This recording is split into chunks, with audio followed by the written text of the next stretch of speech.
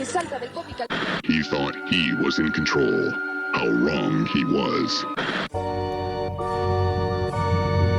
Come to the dark side, drive-in. It's the dark side, drive-in. Come to the dark side, drive-in. It's the dark side, drive-in movie club. From the deepest corner of the darkest universe, two brave hosts battle through nameless hordes of ghoulish monsters most foul, all to bring you the eternal glory of the Dark Side Drive-In.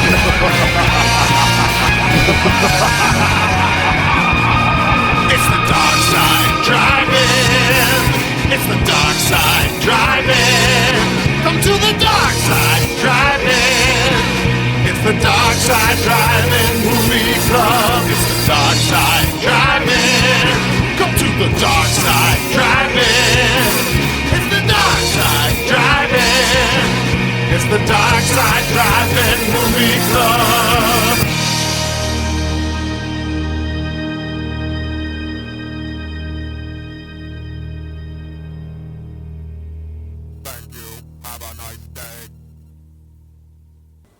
Hey, what's up? It's the Wolfman, coming from you from 1069 The How. Coming from you live from the den, I bring you the Dark Side Drive-In Movie Podcast. The hosts are Stefan Intruder! and Shane. Hey. Also, my throat hurts. Is that as much as we These get out of voices are a lot harder than they seem to be from the outside. Yeah. Well, Let's you see if I know, can get back. doing that guy we called Dark Side Dave. That was I don't know if I can get back into that one, but we'll only pay him half. But yeah, so you're tuning in to the Dark Side Drive-In, which is our horror theme podcast where we cover movies from the 70s, 80s, and sometimes 90s. Hey, this time 80s. All 80s all the time. Bringing the energy, bringing back new wave, bringing back grocery store murdering, bringing back half off all employees. Half off all employees. Yeah, if you haven't guessed it, today we're covering The Intruder. I think it was 1989, right? Correct. Yeah, that's when I was born, baby. I was out there already being alive. You're already 2.5 and just ripping. What does that mean? Yeah, I mean, I don't know. probably. What would have been? When did this come out? This came out in January, so I wasn't quite yet 2. I was like 1.5 ish, but making my way to 2 for sure. That's how time works. Ain't that the truth? It moves forward, as they say. You know, this movie is crazy because I would never have thought to make a movie about a grocery store. Like, this is such a cool premise, and I think, like, just for my research, and I'm sure you saw this too, that everyone loved it just because it was so different. Yeah. It's like one of those rare, like, well-received slashers from the 80s. Like, people actually did enjoy it, like, contemporaneously, like, not like looking back on it, like, from later. Like, people liked it at the time it came out. Yeah, but a lot of people hate it now, which is really weird. Like, they really don't like it. But again, maybe vocal minority. But I think we're getting a little ahead of ourselves here. Before we get into the reason everybody's here, I didn't know if you had any opening thoughts or questions or concerns you wanted to bring up or anything. No, I didn't know you were going to throw to me like that. I think the one thing I wanted to bring up is last time we talked about the Killer Clowns from Outer Space video game, like on our intermission. And I realized that I said we never played the tutorial. And then I went back and did the tutorial, and it wasn't even a play tutorial. It was just like text telling you how the game works. I was like, oh, this is barely a tutorial. So in case people who have played it, like, we're like, of course you didn't play the tutorial. You can't play the tutorial. That just goes to show that we didn't even check it out to know that it wasn't one you could play. In some inside baseball for everybody, we were arguing back. So we both played this during the week. I think it was really late. It was like 1 a.m, I think, or something, some stupid time. And because we couldn't get it to work. And then we were arguing back and forth about the tutorial, and you're like, "Oh, I gotta play the tutorial." I'm like, "Dude, let's just play a couple matches and figure it out." So I was kind of bummed to see that they didn't have like a playthrough tutorial, which I kind of understand because I don't really know what they would do other than like what you said about, hey, you need to do X, Y, and Z to escape, because the game does not tell you what you need to leave.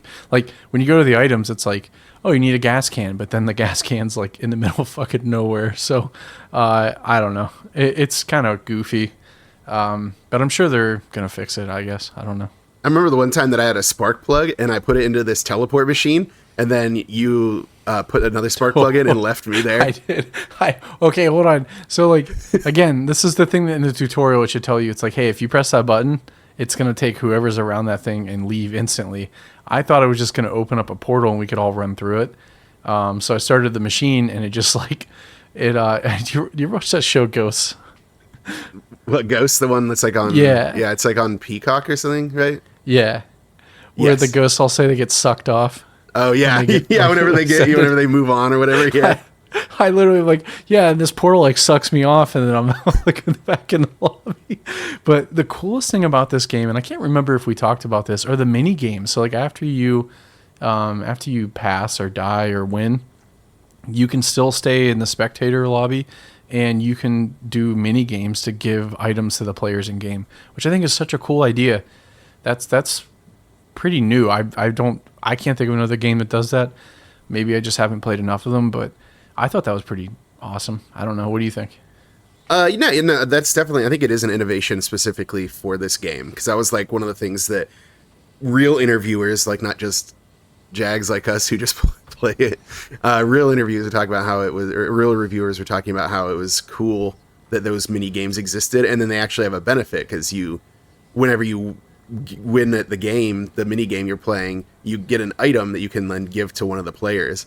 Because the one time you gave me a shotgun, which was like the clutchest move of all time. That shotgun was very important to me. Normally it's like useless shit, like here's a donut or a popsicle, or like here's an energy drink, and then one of the mini games, it's like here's a fucking shotgun. Like, wait, what? Thank you. I needed this, but it was such a funny idea because I've never generated anything that useful. Yeah, the clowns will remember this. Yeah. The clowns disliked this. The clowns dislike this. Oh man, for kids that don't know what that means, that's a Fallout reference. I guess Skyrim too, right? I don't think that the companions have the same system for that, do they? Yeah, I don't know. Skyrim? I really don't think so, because I'm trying to think of another game that did that, where there was like a like-dislike thing. Like Mass Effect did that. Depending on who's in your party, and then obviously Baldur's Gate 3, which is like a fucking masterpiece. So yeah, that was like that one's really sensitive to like making it, because like certain characters who just hate everything I'm doing. So I was like, well, I'm gonna swap them out of the party because this isn't helping me. I remember that there is in Fallout 4, I think, or maybe it's 3. And one of the Fallouts, there's like a what's it called? Like a super mutant companion you can have, and he hates it when you loot things. But, like, that's half of Fallout is looting stuff. So I would always, like, have him stand outside of a building, and I'd go inside and loot everything, and then come out, and as long as he doesn't see it, he can't dislike it. It's like, I'm just going to trick this mutant, leave him outside, and go rob the place. He's like, stand outside.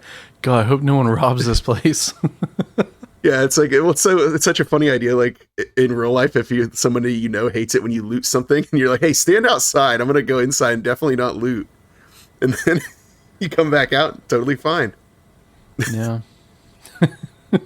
And he liked it when you would eat people too, like when you'd be a cannibal. He was totally chill with it, but most of the humans were not on board for some reason. Not at all. Not at all. Have you played 76 at all? I know we're getting off on the Fallout train, but have you played Fallout 76? Yeah. I think it's really come a long way. Because I remember, I thought I told somebody, the one back when Fallout 76 was like first out, I built a little house in West Virginia with like a turret, and I went into like this town, and I got attacked by like 3 Yaogwai. Like the one was like a Yaogwai like mom, like the big ones, and then 2 regular Yaogwai. And I had to use every single bullet and every single gun to kill them. and I was like standing on like a van, so they couldn't get me, but I also couldn't leave. So I like use every bullet on every gun. Like, fine, this is fine. I'll go home, get my supplies from my chest at my house, and we'll go back out and do some more looting, and I'll get more ammo. It's going to be totally fine. So I killed the Yao Guai. I walk up the hill to my house. I open the door, and there's these 2 monsters in my house, and they like wrecked my table. And they were like these like they look like anglerfish. They like had like, and they would shoot like fireballs. And they're like, how'd they get in my house? Yeah. Did you leave the door open? No. I opened the door and they're in there. And then that was when I like quit playing. Because I was like, F that. I don't have any ammo, and I can't even go to my house because there's monsters in there. But now, mercifully, they've made it way better. No monsters have broken into my house since I went back to it. Well, now there's NPCs too. So I played it like a couple weeks ago. I was into the show, so I'm like, I'm gonna get my Fallout fix in. And it's pretty interesting how, like, I don't know how you would play that game if there weren't NPCs. Like, what the fuck? What would you do? And I heard it was just you listen to audio logs and just like walk around like a barren like area and just fight enemies. Like, it's kind of dumb. Yeah, there's like all the humans were turned into like scorched, so that's why there were no NPCs. There were some like some NPCs like protectrons, like robots and stuff, and like the hovering robots, but like that was it. There was no like real NPCs like there are now. And I will say that the community in Fallout 76 is really cool. Like, I don't know how many times like I was like walking out of somewhere and I'd see a human and like, oh, are they gonna aggro me? Is this what we're gonna do today? And they'd instead like give me stuff. And I had one dude that like I was on mic, he wasn't, but he could hear me and was just following me around while I did quests and helped me out with them. Like he didn't even have the quest; he was just chill and just hanging out with me. So it was like, oh, this is awesome. So I love games like that. I'm getting into this other game that I'm probably gonna play for the Low-Key Arcade. Shameless plug, and there's no communication between people playing. So like when you join a game, you have no way of knowing who the other person is. There's no chat function. There's like emotes. So you have to like communicate through like almost like sign language with these other people. And it's really interesting how, and like, so you're all on the map and I think there's 6 or 7 people. So you could play for like 2 or 3 hours and not seeing another person. And it's interesting when you find someone else, you have that brief moment of like, okay, are they going to be chill or is this going to be like a problem? And it's kind of hard to describe how you feel. And then like you end up like trying to talk to them through like emotes. And it's super interesting because there's parts of the game that you can't beat unless you find all the other people.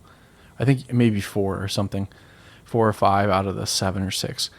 To do these certain puzzles because you can't open certain things without all the people. So like the game is designed to make you have to communicate with people without like chat and talking. It's super interesting, like a proof of concept. I think it's still in early access, but it's pretty cool. So it's called the Book of Travels, and I do think I'm going to play that for the channel. So stay tuned to that one, or stay peeled. Stay peeled. And you literally can't peel for that one because it's going to be a video. But I think we're trailing off here. Let's get to the real reason why people are here. And I've had multiple people tell me that I'm correct about that. So, and you know what you always say about being correct? Absolutely correct. Or 100% correct. That's it. Technically correct is the best kind of correct. Yeah, from Futurama. Yeah, so anecdotal evidence is evidence after all. Oh wait, hold on. The Wolfman's back. What? It's time for the creepy questionnaire. Howl. Yeah. Can't howl due to dog in house. Due to dog in house. Dog do hate howl. So, okay. So last time on the creepy questionnaire, we asked you which 2014 movie was promoted as the first Iranian vampire western. And I said A Girl Walks Home Alone at Night. And I gotta tell you, correct. you were technically correct, right? And we talked before this, and you were like, you didn't think I was gonna get that. I'm like, I thought you were gonna get it, but I didn't think you were gonna get it before I finished my sentence. And I think as soon as I said promoted as the first Iranian, you're like, this is what it is. And it was, yeah, I could hear you mouthing, like hear the syllables starting in your yeah, because like sometimes when we do these things, you do edit them to make them go faster, especially like the terrible 20, because I do meander a lot during that. But like that one was all me. I was ready with that answer, like immediately. Like you were shocked that I was just sitting on that one. I couldn't believe it because I'm like, he's gonna get there, and I thought, I'm like, because the year is in there. It's such a specific type of movie, but I mean, I think it took you 20 seconds maybe. I think that the thing that took me 15 of those seconds are me reading. So. Yeah, I think the rough part was I couldn't remember if it was A Girl Walks Home at Night or if a Girl Walks Home Alone at Night. But then I was like, yeah, it is. It's a long title. I remember that. Yeah. So there you go. I probably would have let you slide. I think that one's kind of that's close enough to me. But hey, you know, the internet verse not as kind as I am. So, but they'll be excited to know that you got this correct. The metaverse. So I think this is a softball. There was a question that I really wanted to do, but I'm like torn between these two. I think I'm gonna go with my gut and go with the first one, and we'll do this one next time. Oakley dokley. So we're doing trivia again because I'm trying to stay away from the other weird like offshoot games, especially the quote one, because I know that that's kind of a pain in the ass, and it is pretty hard. So, hey, wait, hold on. Are you gonna ask me if I'm ready? Yeah. Oh my god. So, Stefan. Yeah. I have a question for you. What is it? Are you ready? I'm the readiest I've ever been. Now, see, that line works more with 20 questions because you're always asking me the questions, but whatever. I'll tighten this up, folks. Anyways, oh my god. Which 2014 movie features a fatal curse that means Maka Monroe is pursued by a demon only she can see? It's It Follows. Okay, well, we will. That's my guess. It Follows. Yeah, was there? That's your falls. Yeah. There's not anything more to that. Like, I guess like after I said it, you're like, all right, cool. That's your answer. Like, yeah. Well, so I think we'll find out next time on Dragon Ball Z if Stefan was correct. Do you want me to like pretend to think longer next time? Like, I just realized I just come up with the answer right away. It's like, it's him and haw a little bit like, oh, gee whiz, will I ever know what it is? So recently I had spent some time with some family and they started listening to my podcast. So shout out to the fam. Shout out to family. I don't want to dox them. So I'll ask them next time if they want me to name them. But Dominic Toretto. So they were talking about the games, right, that we play. And they were talking about, like, do you think that so-and-so could stump Stefan? I'm like, I don't think so. I'm going to tell you right now. So they're like, hey, you should call Ice 9 Kills and try to get him on the pod because he, like, loves all this stuff. And he's apparently, like, super into horror trivia and stuff and see if you two could stump each other. And I'm like, man, I'm going to tell you something. About a year ago, maybe like 9 months ago, you and I had gone to a silent horror film showing for movies from like the early 1900s. So, and you had already seen them. So I'm like, listen, when I say that Stefan is the master of this stuff, I'm being dead serious to the audience. So if you truly think you can stump this man, send it to me. Like, send me the question. Do it in a message. You can get us on our socials. Send it to me. I will ask it. The games we play here, it's kind of predetermined questions. I'm just kind of like pulling it out of the hat. And Stefan, did you know I actually had cards? Like, this is legitimately a card. I have cards with the stuff written down. I think I saw them one time when I was at your house. I saw that they were actual cards. You're like, wait, because you're like, I have to go get it, and you're like, wait, what? And I went and got the games. Like, these are actual fucking cards. I'm like, yeah, they're actually cards. And so if you think you can stump the man, the myth, the legend, Stefan here, I dare you. You know what, folks? I double dog dare you to try. Damn, shots fired. It's real now. Yeah. So, all right. So, assuming you're correct, and it follows. What a wild movie! I don't agree with this question because other people can see the demon, like if you are right, and because like anyone that has the curse can see the demon. It's not just one person. Yeah, while you have it, yeah. But it like moves down the line. So it's going, it's like currently following one person, and then once it kills them, it'll go to the next one on the line. But yeah, the other people who are in the curse can see it. Because that's how they establish that at the beginning, that the dude like has her on the chair and is like, yep, there's that thing. There's the thing that follows. That was a good movie. I liked that movie. It was a chilling movie, and I think there was that weird period in the mid 2010s where they just put out some bangers. I mean, absolute bangers, and I would put this on that list. It's such a weird, because going into it, I'm like, this is gonna be like The Grudge, but it's such a weird concept, and I think it works really well. So, folks, if you haven't seen It Follows, you probably have, but I'd recommend watching. I actually watched it twice. And that should say something, because I hate watching movies more than once. So, is that streaming anywhere? But let me see if it's streaming anywhere. I don't know if it is. Yeah, I didn't really. So the other question I had was about Videodrome, and I'm not gonna. I'll save that for next time. Hey, long live the new flesh. Yeah. So I knew you would get it. I know it's like that's one of those softball questions. So I'm like. I just kind of wanted to talk about it. So maybe I'll save it when we're going to plan to do the Videodrome. So I had that era in my life when I was watching a bunch of Cronenberg movies, like when I was in grad school. And I remember that there was this dude that I was in grad, like another fellow grad school student. And we were both really into Videodrome. And at one point, like we were at like this house party or something like in Indiana. And I was like walking in and he's like, hey, Stefan, long live the new flesh. I'm like, yeah, long live the new flesh. And people who don't know what we're talking about thought we were really weird. We were just talking about Videodrome, baby. Just talking about new flesh. I'm just trying to imagine you just go into like just a party and just like, long live the new flesh. Long live the new flesh. Yeah. Oh, jeez. But. So before we get into cast and crew, I did some research on this, and I kind of want to bring this up to you because I didn't know this.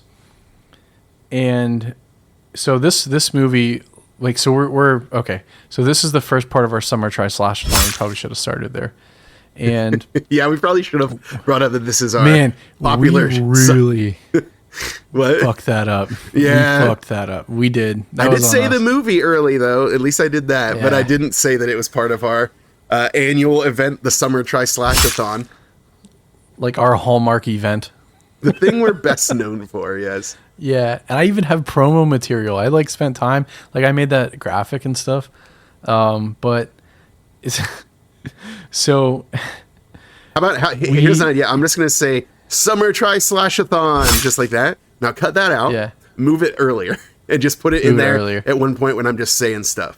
And then it'll just be apropos of nothing, but it'll be there. Because I think I said like Intruder at one point. Just put it up there. There you go. The magic of editing. So you know what I should do is like randomly throughout the show, I should just put you saying Summer Tri-Slash-A-Thon. Damn it, I can never. Summer Tri-Slash-A-Thon, whatever. That's hey, I nailed that. You it. spinning me right round, baby, right round like a record, baby, right round, round, round. I've been practicing that. I love that segment. That is a good segment. Yeah, you spinning me right. Oh man, you spinning me right round, baby, right round like a record, baby, right round, round, round. People love it. They've been telling me, they're like, hey, that is fire. I'm like, I'm telling you, it's the way to go.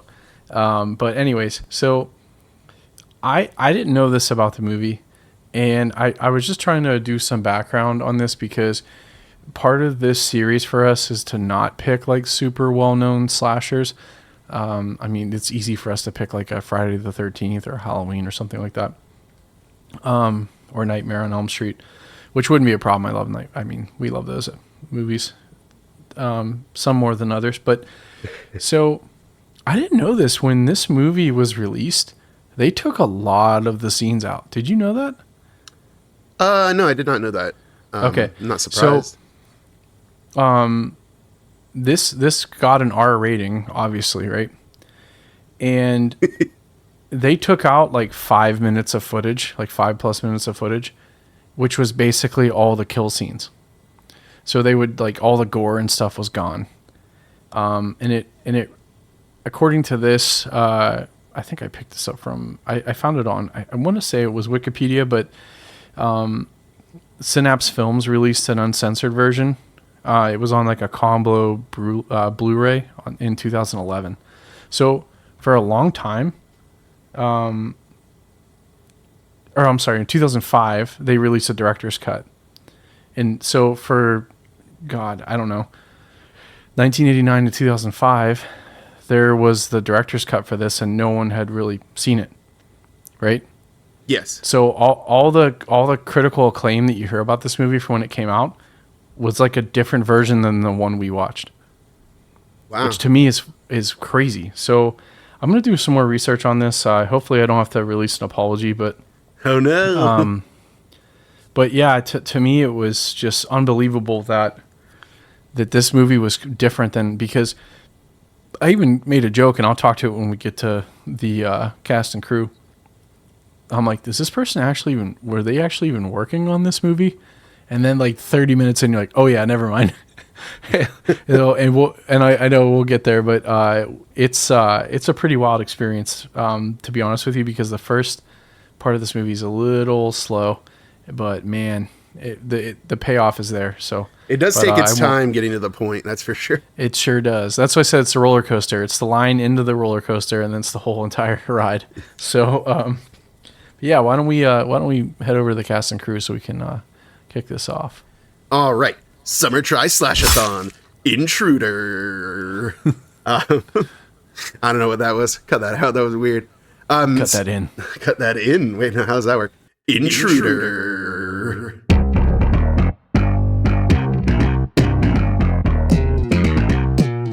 All right, so we're going to start with our director, Scott Spiegel, a frequent collaborator with Sam Raimi, believe it or not.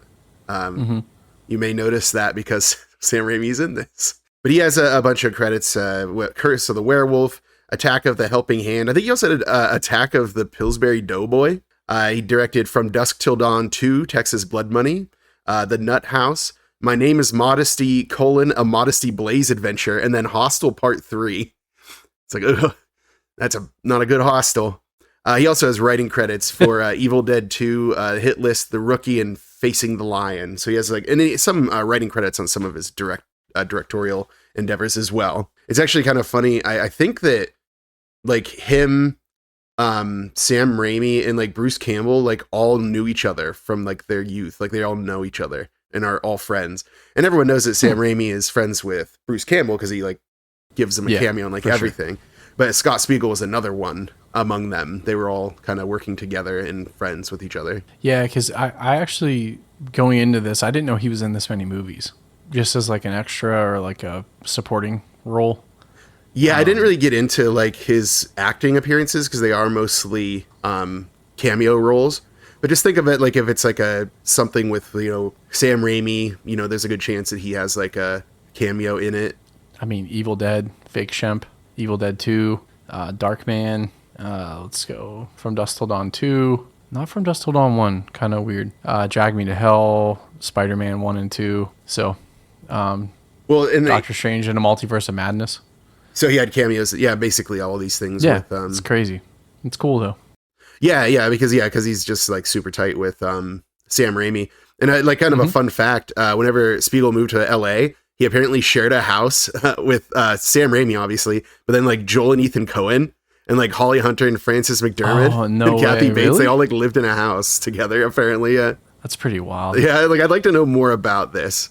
And I think he has like him and some of these other guys like have a lot of like Quentin Tarantino appearances, and it's because they were all so close with Quentin Tarantino, like him and Sam Raimi. Show favorite, right? Look, I know that I get a lot of hot water for not liking Quentin Tarantino, and I accept it.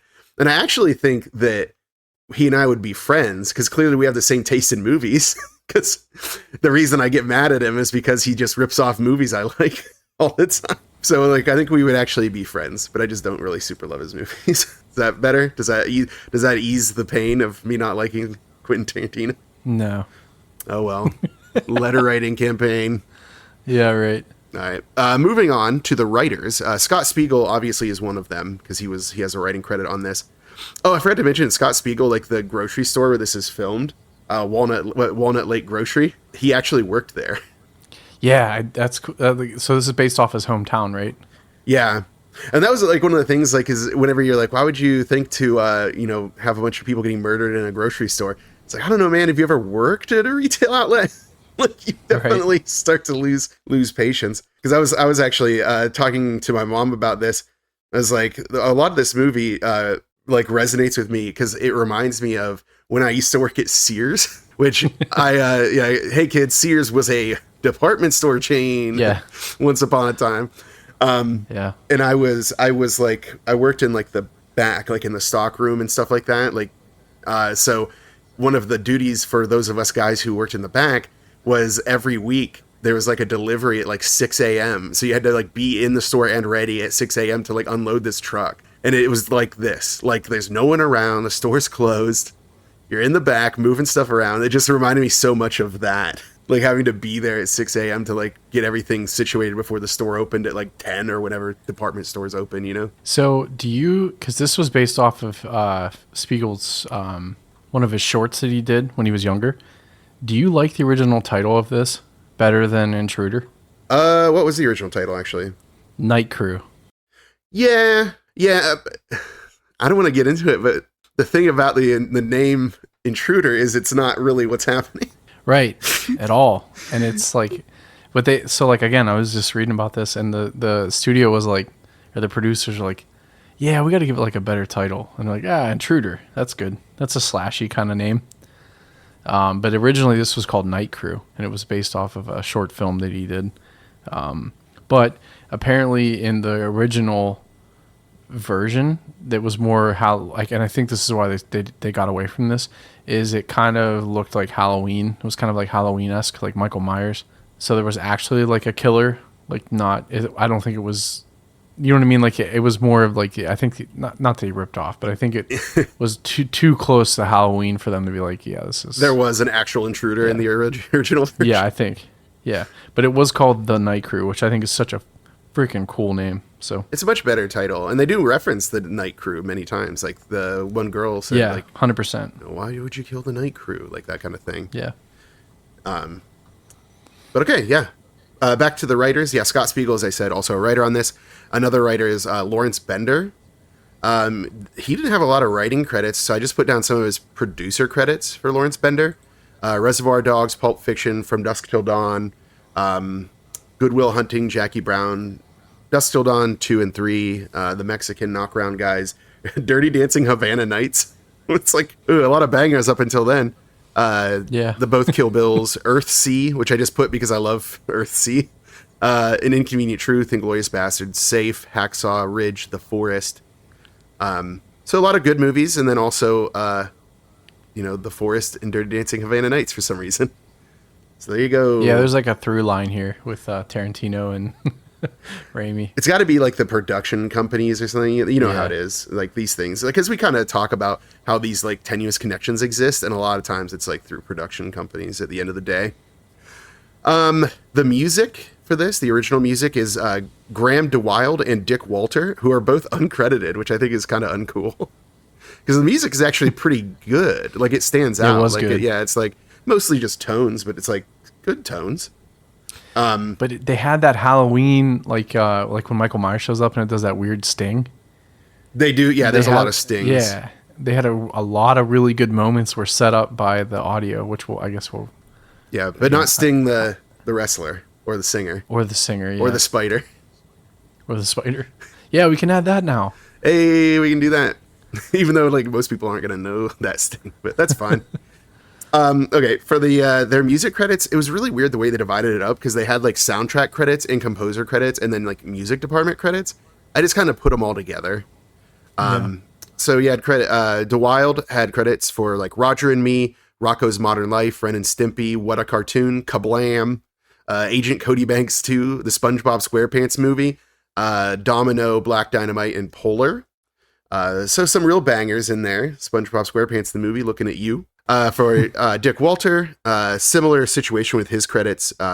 He had credits for like Dumb and Dumber, Get Shorty, Duckman, also Rocko's Modern Life and Ren and Stimpy, Baywatch, Jackie Brown, Enemy of the State, also Kablam, which I think is I just thought it was funny to see Kablam twice. It's a show I haven't thought about in a while. High Fidelity, Bridget Jones's Diary, Austin Powers and Goldmember, which I just bring that up because I feel like I reference Goldmember a lot more nowadays for some reason. Every time I play Fortnite and I'm like, the shoosting begins.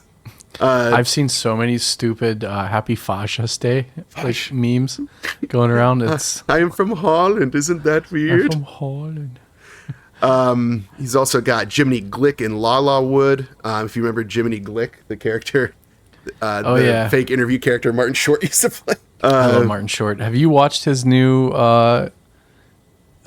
what the hell's the name of that show? Only Murders in the Building? No, I haven't. I've heard it's good, but oh my god, it is a master class of just fucking situational comedy. It is so good, dude. Steve Martin always is great, but Martin Short just rips through like every character in that show constantly. He's so good. I'll have to watch it. I'll get around to it. There's so much content to stream, Shane, and only so many hours in the day. I know. It's crazy. There's so many 80s movies to watch. I know. What do you want me to watch modern stuff? Get out of here. Get out of here. Okay, back to Dick Walter, though. We're almost done with him. The 40-Year-Old Virgin. Oh, I forgot to say, also the SpongeBob SquarePants movie. Speed Racer, The Simpsons The Game, Fallout New Vegas, The Amazing Spider-Man 2, and then Spotlight. I think it's funny he went from The Amazing Spider-Man 2 to Spotlight. Like, one of those won an Academy Award, and it wasn't Amazing Spider-Man 2. Didn't Spotlight win Best Picture that year? Maybe it didn't. Maybe it just was nominated. I think it was nominated. I don't remember. I don't have time to fact check myself. Yeah. Who has got the time? Internet's for. Get us. Yeah, come for me, internet. Special effects, there's a lot of people on the special effects crew. They clearly put a lot of effort into it. Obviously, Greg Nicotero, who we brought up many times. I also put down Robert Kurtzman, Sean Rogers, Beth Kaminsky. But I ended up focusing on Robert Kurtzman because he had a lot of credits that I thought were really interesting. And also because I just don't have time to cover everybody, you know? So for Kurtzman, Night of the Creeps, one of my favorite movies of all time.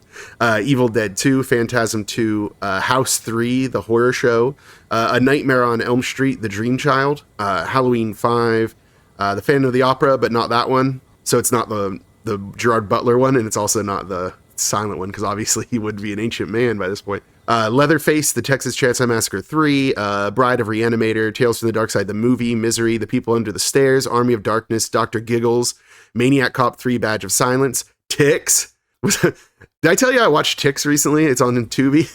It has no, is it good? It has Seth Green and Alfonso Ribeiro in it. Yeah, it's very good. I loved it. Those ticks are all over the place, as the name would suggest. Back to Robert Kurtzman though.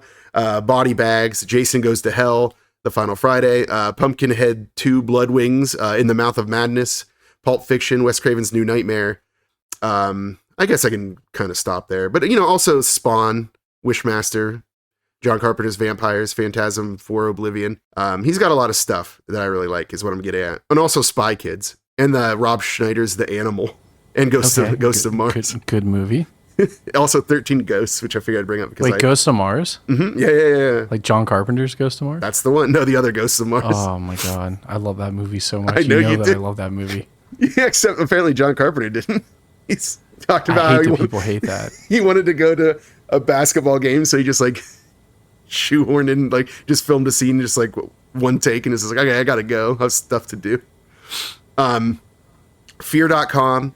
I put Fear Street Part 2, 1978, because I think there's a kill in that Fear Street that's very similar to a kill we have in this.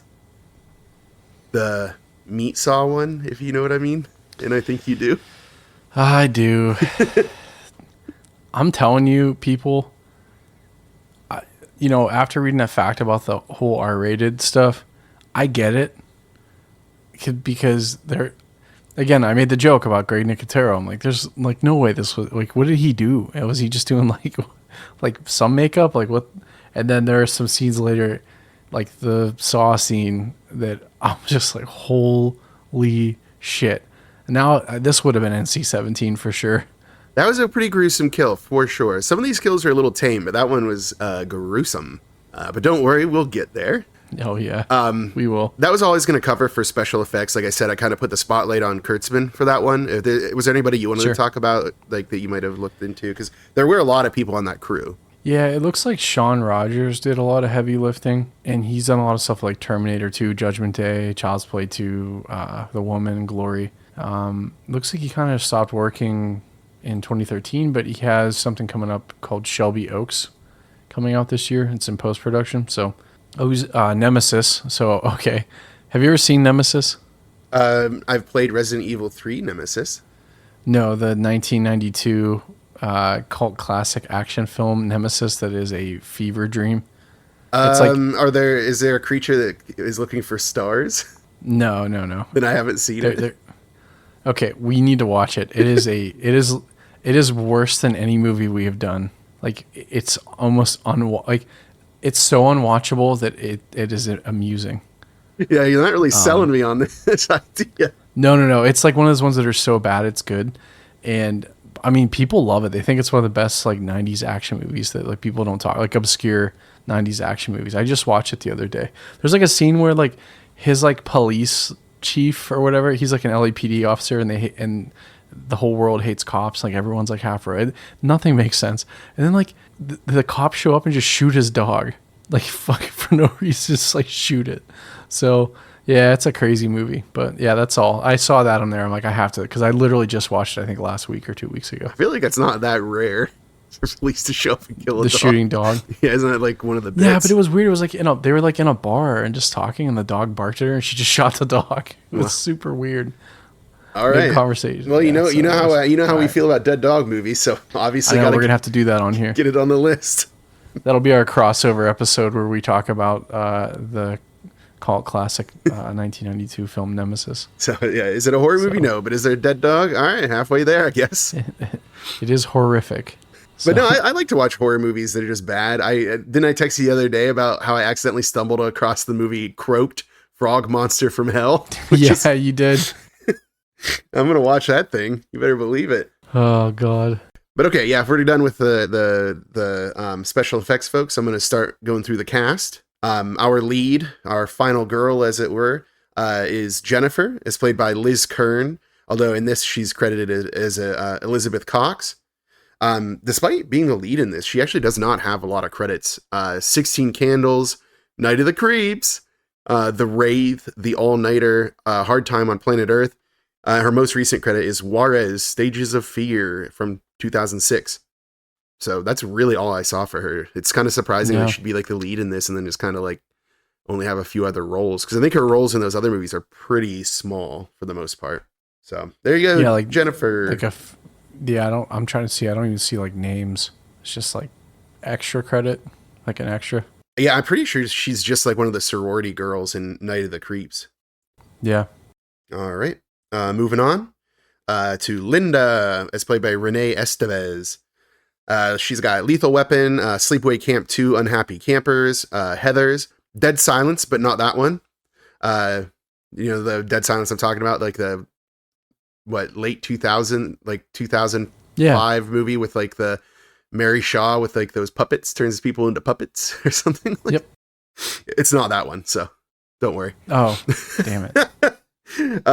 Touch and Die, Single White Female, Good Girls Don't, Scar City, Addams Family Reunion, Mercy of the Sea, Jag, The West Wing, the Custom Monsters movie in 2015 was her most recent credit. So Linda, Renee Estevez, congratulations. Next up is Bill, as played by Dan Hicks. He's got some interesting ones. It seems like he works with a lot of the same producers and stuff, and also seems to show up in like other things Bruce Campbell does.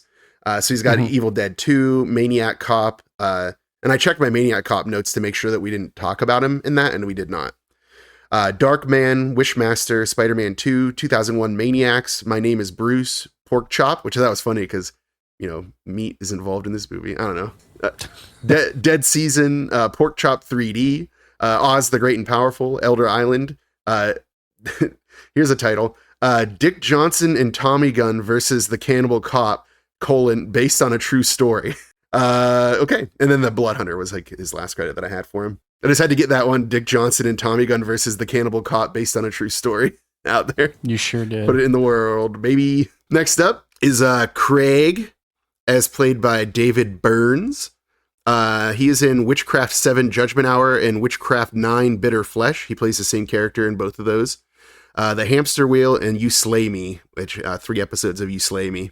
By the way, don't watch the Witchcraft movies. They are terrible. I watched one of them and it was just like, that's 90 minutes I'll never get back. Is he like any better in them? I watched a Witchcraft movie. I don't think it was either of the ones he's in. So I can't speak to his ability, but I can speak to the Witchcraft movies being bad. So like, is that like this? Does anyone like that movie or that series? I don't know. I don't know how they keep getting made. And like, I think that they're still being made even to this day, but like they still look like they were filmed on like a camcorder in like 1985. Like it's terrible looking. And also like some of them are how like, are there like 9 of them? I think there are more than that. I think there's like 15 of them. Oh my God. Yeah. They're basically, I don't really know. I'm assuming it must be like a tax shelter thing. Somebody, they have to keep churning these out to hide some money somewhere is my thought. But please don't sue us, people who make Witchcraft, if you have any money, because based on the budgets of those movies, they do not.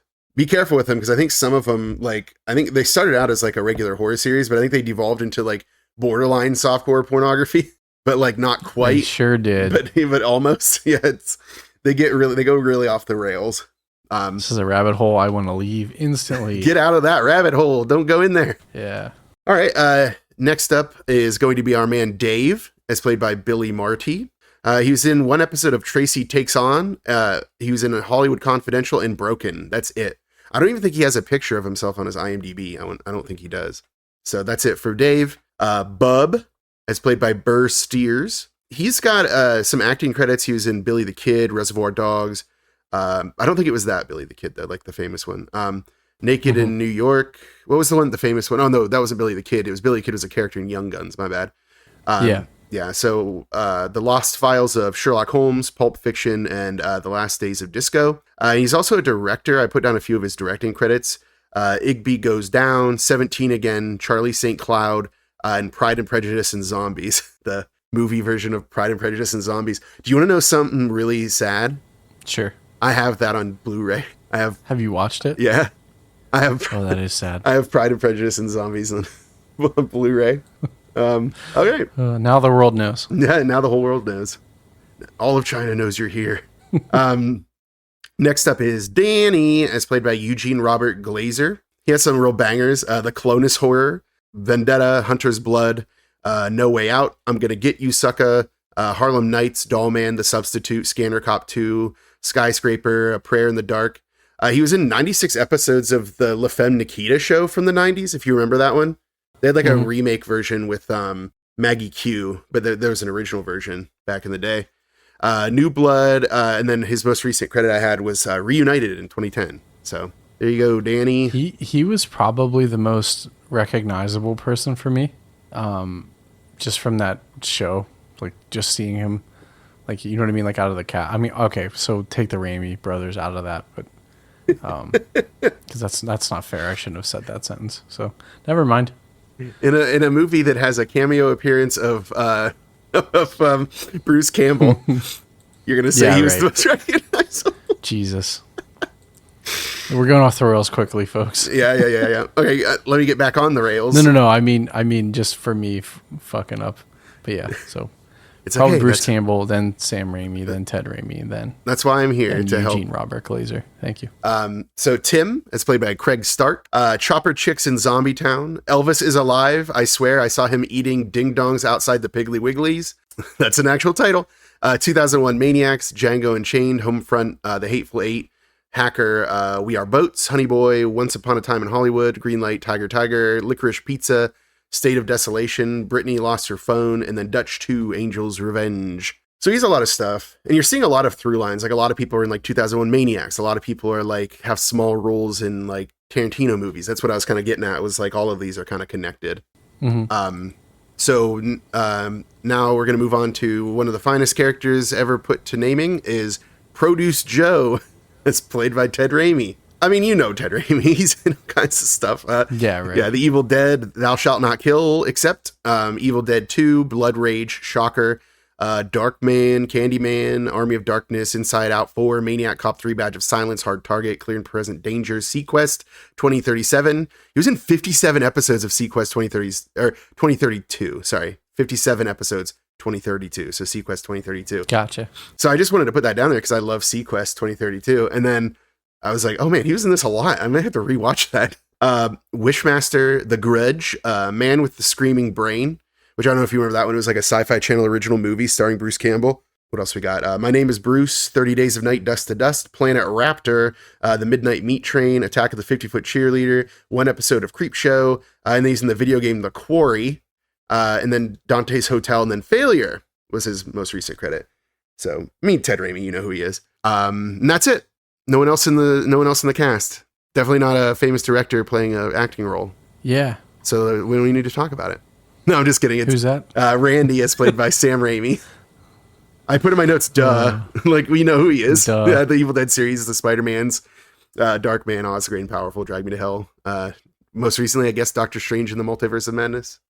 So there you go, Sam Raimi. And then Bruce Campbell has a cameo appearance, but he's also like, I don't think he's in the credits, but he is in the poster for the movie, which is kind of funny. So what's up with them like top billing all these people, and they were like supporting roles like that? I thought that was pretty wild. I mean, I get it because they're famous, but yes, it seems like it's a producer decision. So for those who don't know, for like the Intruder poster, it prominently features Bruce Campbell and Sam Raimi's name on the poster. Now, Sam Raimi's character has a lot of screen time. He's one of the characters. Yeah, he does. Yeah. But like Bruce Campbell like literally shows up for like 2 minutes. At the end, like he's just a cop who shows up. Sam Raimi has one of my favorite scenes in this movie, and it's the ladder scene. The ladder scene. You know, when he trips over it when he's going past the office, like, which idiot put this here? He's like, oh wait, never mind, it was me. Oh yeah, that was funny. I forgot about that. Oh. So I think that's all I was going to cover for the cast and crew. Unless is there anyone that I missed or anything that was like egregious? So stop me if you already said this. Sorry, you sent me down the Elvis ding dong rabbit hole, and there's a lot of weird people in that movie that you would not expect. Okay. So Scott Spiegel's in the movie as the bread man that will meet a timeless demise, and then also Douglas Hessler and Greg Nicotero are the townies in the cars that try to get into the grocery store after it's closed. Oh, that's true. Yeah, they have cameo appearances. So yeah. I thought that's cool. I like when that. Yeah, I forgot Scott Spiegel was like, he is I should have mentioned it because I like to bring up anybody who dies. So yeah, the bread man who's like coming to the store to make the bread delivery. Yeah. Gets ganked. It's instant. Yeah. And possibly one of the many examples of the killer teleporting. Seemingly, he seems like he's all over the place. So there you go. Yep. That's the cast and crew of Intruder, Summer Tri-Slash-A-Thon. But before we get into the plot description, Shane, we got to have a chat. Come here. Have a seat. Sit by the fire. Give me a second. Put your dogs. Tell the Wolfman to come or no? Put your dogs up. Put up your barking dogs. Okay. I don't know. The Wolfman can come back if you want him to. You can't make too many dog references. He will come back. Oh no. I am howling mad about that. Ugh, that wasn't good. That was bad. Don't ever do it again. Oh no, Wolfman. When's the full moon? I gotta figure out what effect I'm gonna put on that. Well, you know the beauty about the Wolfman is those are naturally occurring according to you. There's nothing supernatural about werewolves. They're totally natural. You son of a bitch. Just out there in the woods. Don't go for a walk on a whatever, dude. I don't want to fight. Oh my god. We don't have time to fight about this. Like Jesus. You never mind. I'm gonna make cuts. I'm gonna put it all over Instagram. I'm gonna be like, you all be the judge. You're naturally occurring werewolves. It's out there in the woods. All right. But no, what I want to talk. Say it like that though. But that's the thing. If it's not supernatural, it's just natural. Then it's just like out there. It's in the woods, dude. I understand now. I understand. I will answer that question differently now. Oh my god. I'm sorry, but you're not gonna be living that one down anytime soon. The fucking text you sent me though yesterday. Yeah, that was. I've You reached. read it to you. Yeah, sure, go for it. Yeah, but no, I'd reach like levels of petty over that. Okay, so at 5:21 on Friday, sorry, so 2 days ago, you said, "Hey, be careful if you go into the forest on a full moon. All those naturally occurring werewolves." I said, "As opposed to what? Twilight werewolves?" And you said, "Actually, Twilight werewolves aren't actually werewolves. They are magical shapeshifters who choose a wolf because of their tribe. The real werewolves in that world were hunted into extinction by the Volturi." And I said, "Fuck, you would like Twilight," and then that was the end of our conversation. I didn't. It moved to Schnitzel quickly. Yeah, something more important. But yeah, no. So I have read all the Twilights and I've seen all the movies of Twilight, but I never said I liked it. But yeah, so I read the Twilight books back in college, and then then the movies came out, and now I guess I'm accidentally. But I've also read all the Hunger Games books. No one gives me a hard time about that. All the naturally occurring Hunger Games. Nothing unnatural about Hunger Games. All those naturally occurring werewolves out there. I forgot I sent you that. To me. I'm like, you son of a bitch. I'm like, I can't wait to talk about this. I remember I was like at Sheets. I was like sending you a text while I was waiting in line at Sheets at the time. So I was like, I'm going to be petty to Shane right now because I'm bored in line. You're like checking out with your goods, and you're just like, you know what? I'm going to give him shit right now. Yeah. Because I was just standing in line and I had idle hands. So it's like, here you go. All right. So I'm sitting down. Dogs are up. All right. Dogs are up. Put up them dogs. All right. So the question we have to ask. The killer is a mystery throughout most of the movie. In fact, there's many red herrings about who the killer is. Do we reveal it now so that we can discuss all the red herring situations? Or do we keep it a secret until it's revealed in the movie? So I'm blowing through a lot of my research here because I think we should tell it now because the fucking studio didn't give a shit about revealing who the fucking killer was on the poster of the fucking movie. That is true. Which is bullshit, dude. And in one of their trailers, they had the I can't remember which one it is, but one of the scenes at the end where he like is obviously the killer. They literally had that in the trailer for the movie. Okay, so which is like one of the that is such a huge reveal, and it just ruined by the fucking production studio. It is a big reveal, and in some ways it's also illogical.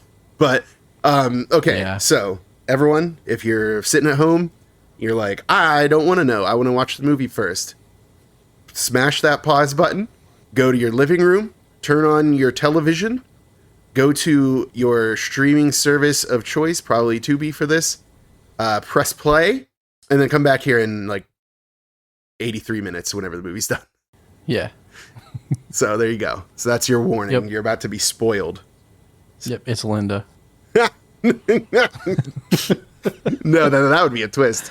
So the killer, throughout, it's implied that it's Craig, who would be an actual intruder because he doesn't work there. But no, the killer is Bill. Again, not an intruder. In fact, the boss of many of these youths. So, trusted confidant. Yeah, trusted friend and confidant. And I think I put in my notes many times, like, wow, Bill seems really friendly and close to these people. I hope nothing happens to change that. So there you go. The killer is Bill, not Craig.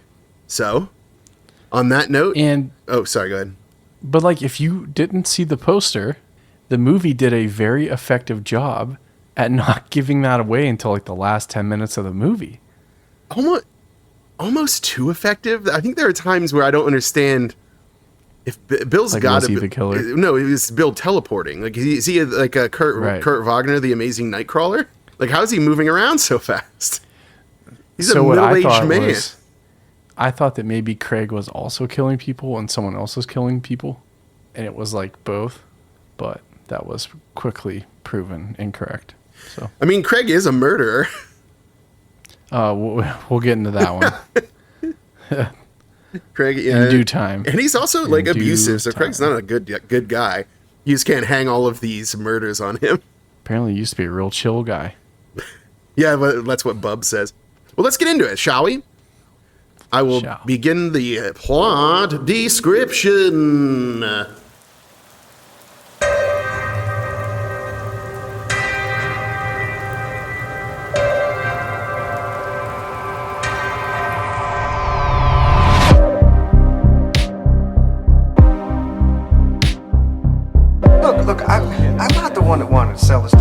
I've been here for over 10 years.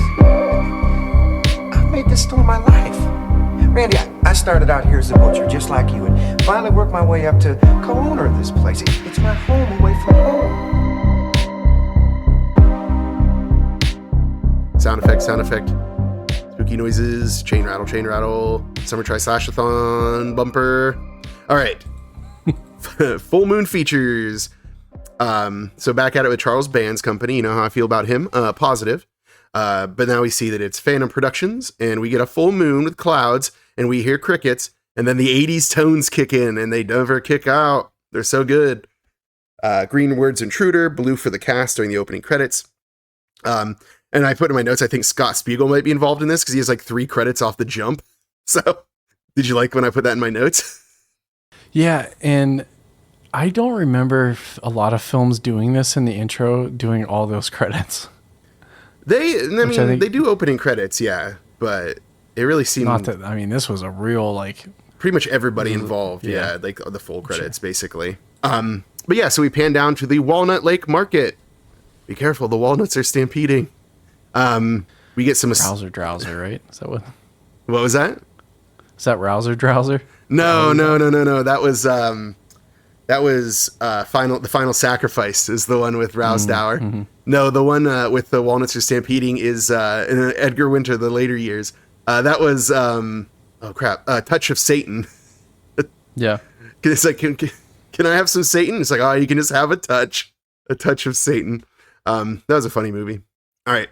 Okay, let's keep moving. We just got to the Walnut Lake Market. Some establishing shots of the supermarket as the evening's final customers meander about. We get an announcement that the store will be closing in 15 minutes over the loudspeaker. We see 2 of our characters, Jennifer and Linda, are working the checkout. And this is like before they had like barcode scanners. Did you notice that? And they also didn't have... Oh, yeah. They didn't have like conveyor belts. They had like a lazy Susan at the far end that you'd turn to like put stuff into bags. Isn't that cool? Hey, it was cool. Shane, isn't that cool? Vibe is very cool. The vibe that they were able to capture, because I know it's the 80s, but because there's a grocery store near us that kind of feels like this kind of place, and the vibe from this movie is like just so good. Like that, you're like, yeah, I get this. Like you feel like you're like back in the fucking 70s or 80s. Yeah, you're just here for the vibes. Yeah. The sick murder vibes. But yeah, so Linda, this is like just some girl talk. Linda asks Jennifer if Steve has asked her out yet. Don't worry, we'll never see Steve. And Jennifer says he's still seeing someone. And Linda's like, they broke up. And all this to the chagrin of an old man who's just trying to get his bags and leave. But of course, whenever he's handed the paper bag, it breaks and stuff falls out. He switches to plastic and leaves. So there you go. That's how you know he's not in downtown Pittsburgh where plastic bags are illegal now, I think. So since it's the end of the night, Jennifer tells Linda that she's going to go round up some carts, which interesting thing for somebody who's like a checkout person to have to do. She does so, but she's unaware that there's someone watching from the shadows. And we have some tones that kick in to let us know that this guy's bad news, buddy. But of course, when the camera cuts and we see him, we know he's bad news because he has like kind of long shaggy hair and a leather jacket. Mm-hmm. And that's Craig, by the way, in case you're wondering. He's our red herring, Craig. Best meats. I just thought that's funny. There's a sign that said best meats. It's like, yeah, I saw in your notes, you're just like best meats, period. I'm like, wait, what? Like, so did we establish that this is the first time that you've read my notes before? No, yeah. So Shane and I decided that I will give him my notes beforehand so he kind of has an idea where I'm going with these things. And this is his first time reading my notes, and I think it was an experience for him. Yeah, so like we got some criticisms, like a few that were like, hey, you don't talk a lot during the plot description. I'm like, okay, fine. Because a lot of times, like we're trying to get through, not trying to get through it, but we're trying to go through this with a good flow. And sometimes I try not to interrupt because I usually have something derailing to talk about. So, but notes taken. I was given the notes ahead of time, and I'm going to tell you something. Now I know why Stefan wins all those trivia questions. So It's funny That's because why like he my was notes a are straight A student. my notes are like halfway between like recounting the stuff happening and also how I think about it. So you'll Yeah. get like you'll get times where I'm like commenting on something and then just stuff that I just think about when I'm doing it.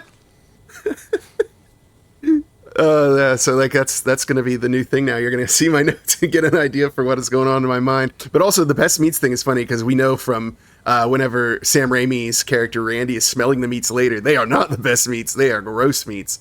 Well, so there's a bunch of cool cameos. Apparently, like when his brother's listening to music, that's the same song that was in Evil Dead.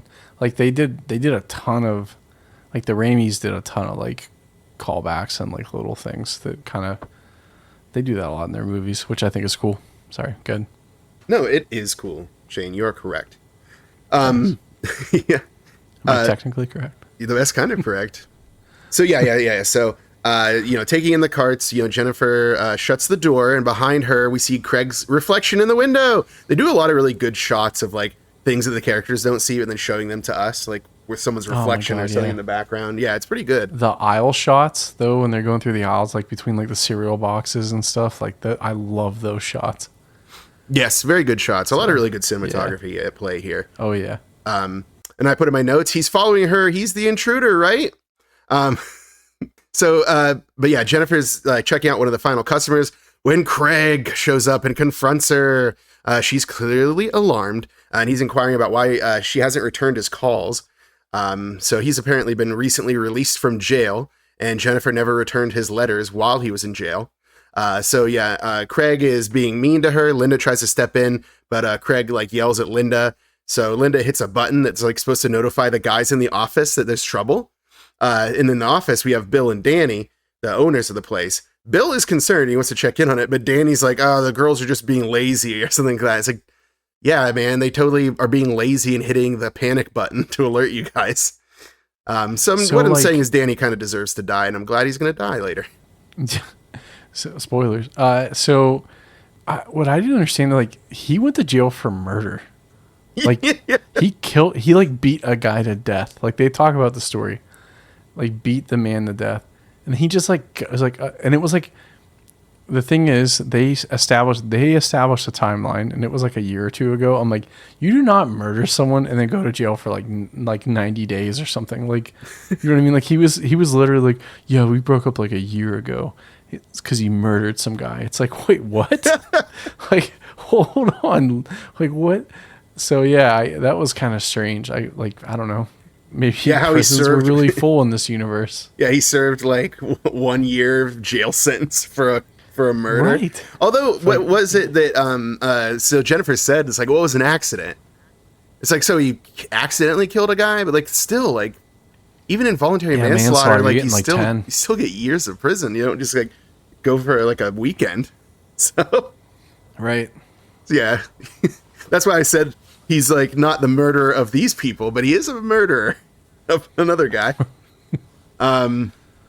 So tensions are high as Jennifer is trying to get Craig to pay for some cigarettes.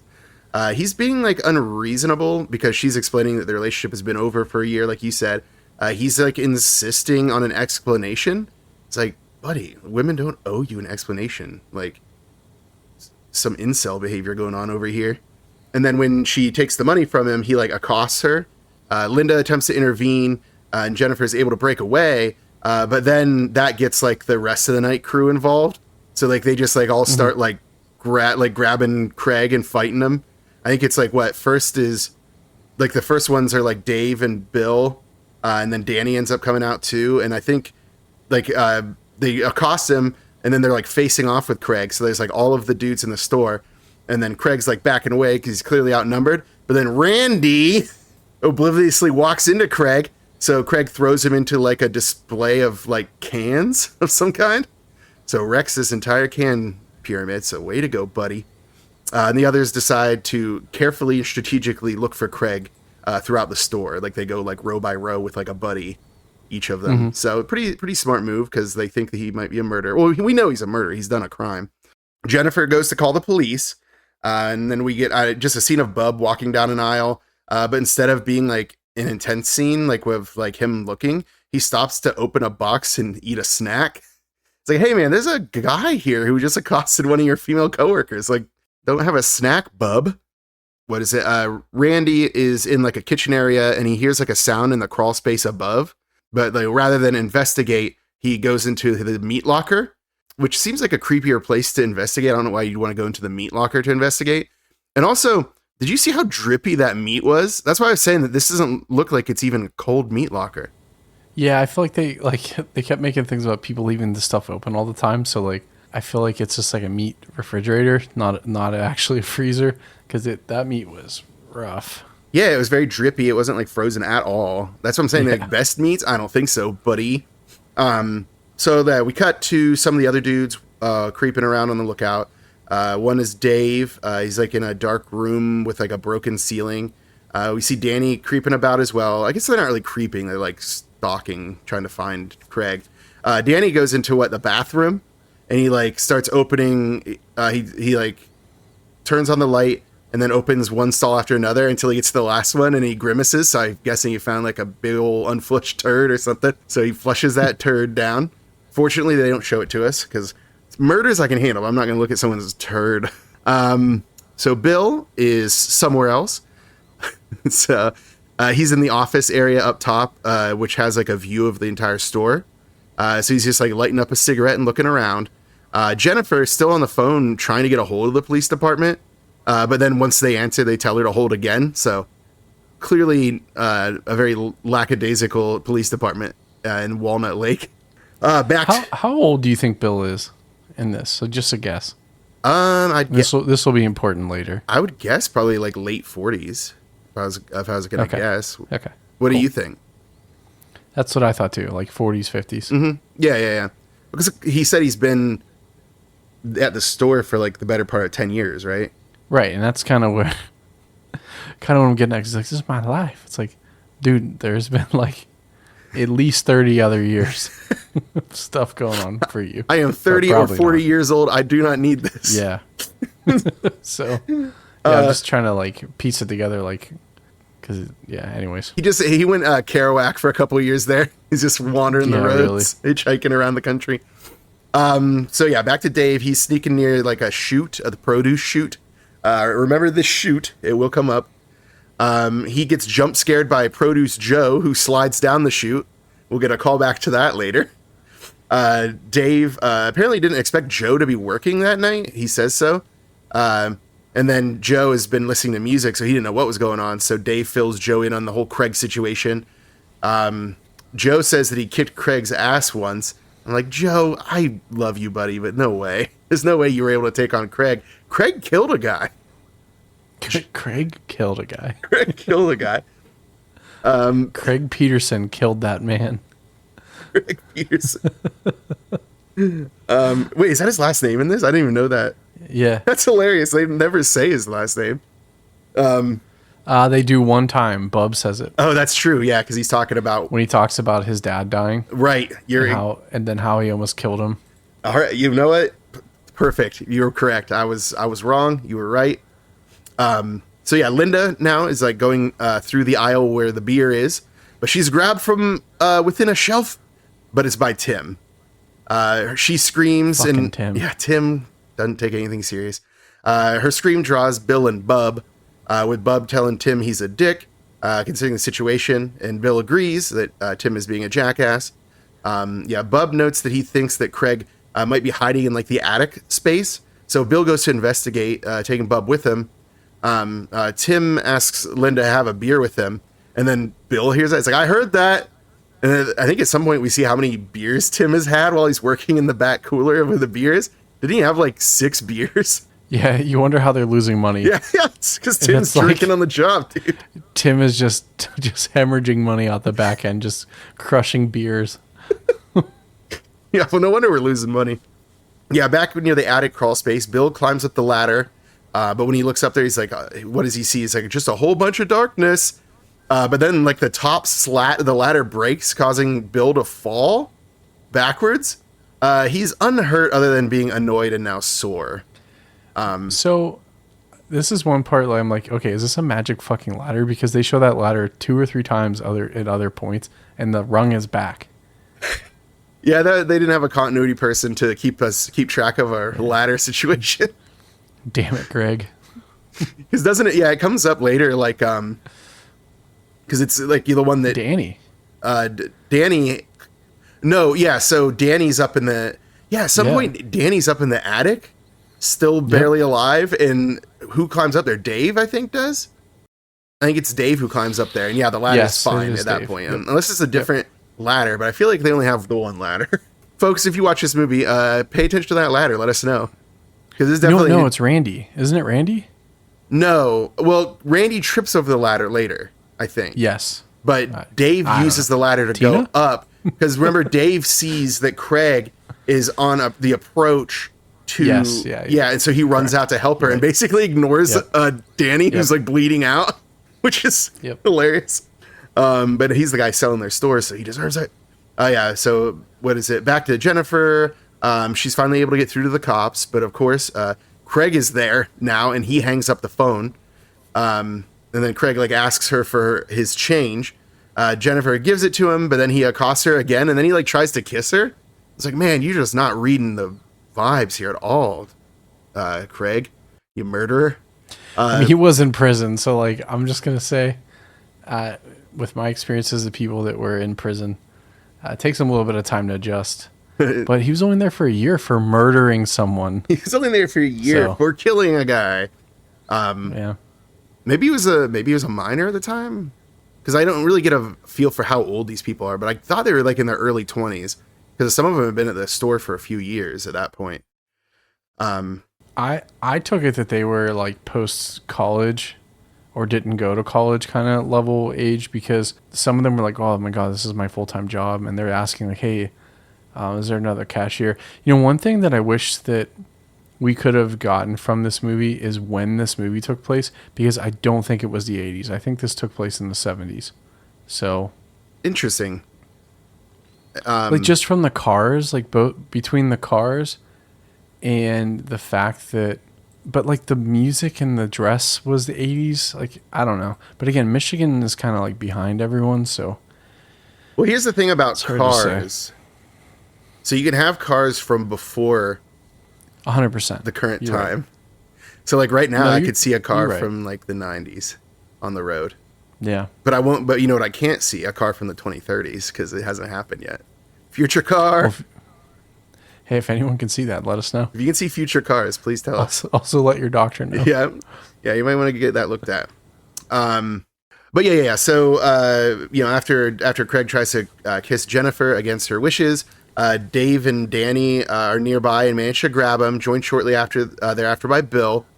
Danny warns Craig to stay away. Bill unlocks the door and they throw Craig out into the night. Craig mugs the entire group from without, and then gets scolded by both Randy and Bub, who've also arrived.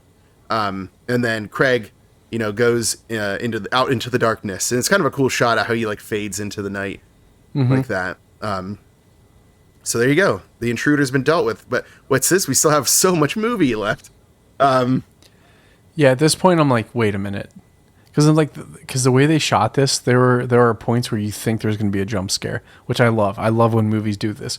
They're going around a corner, or he's going into the freezer. You're like, oh, hey, they're going to fucking get him. And they don't.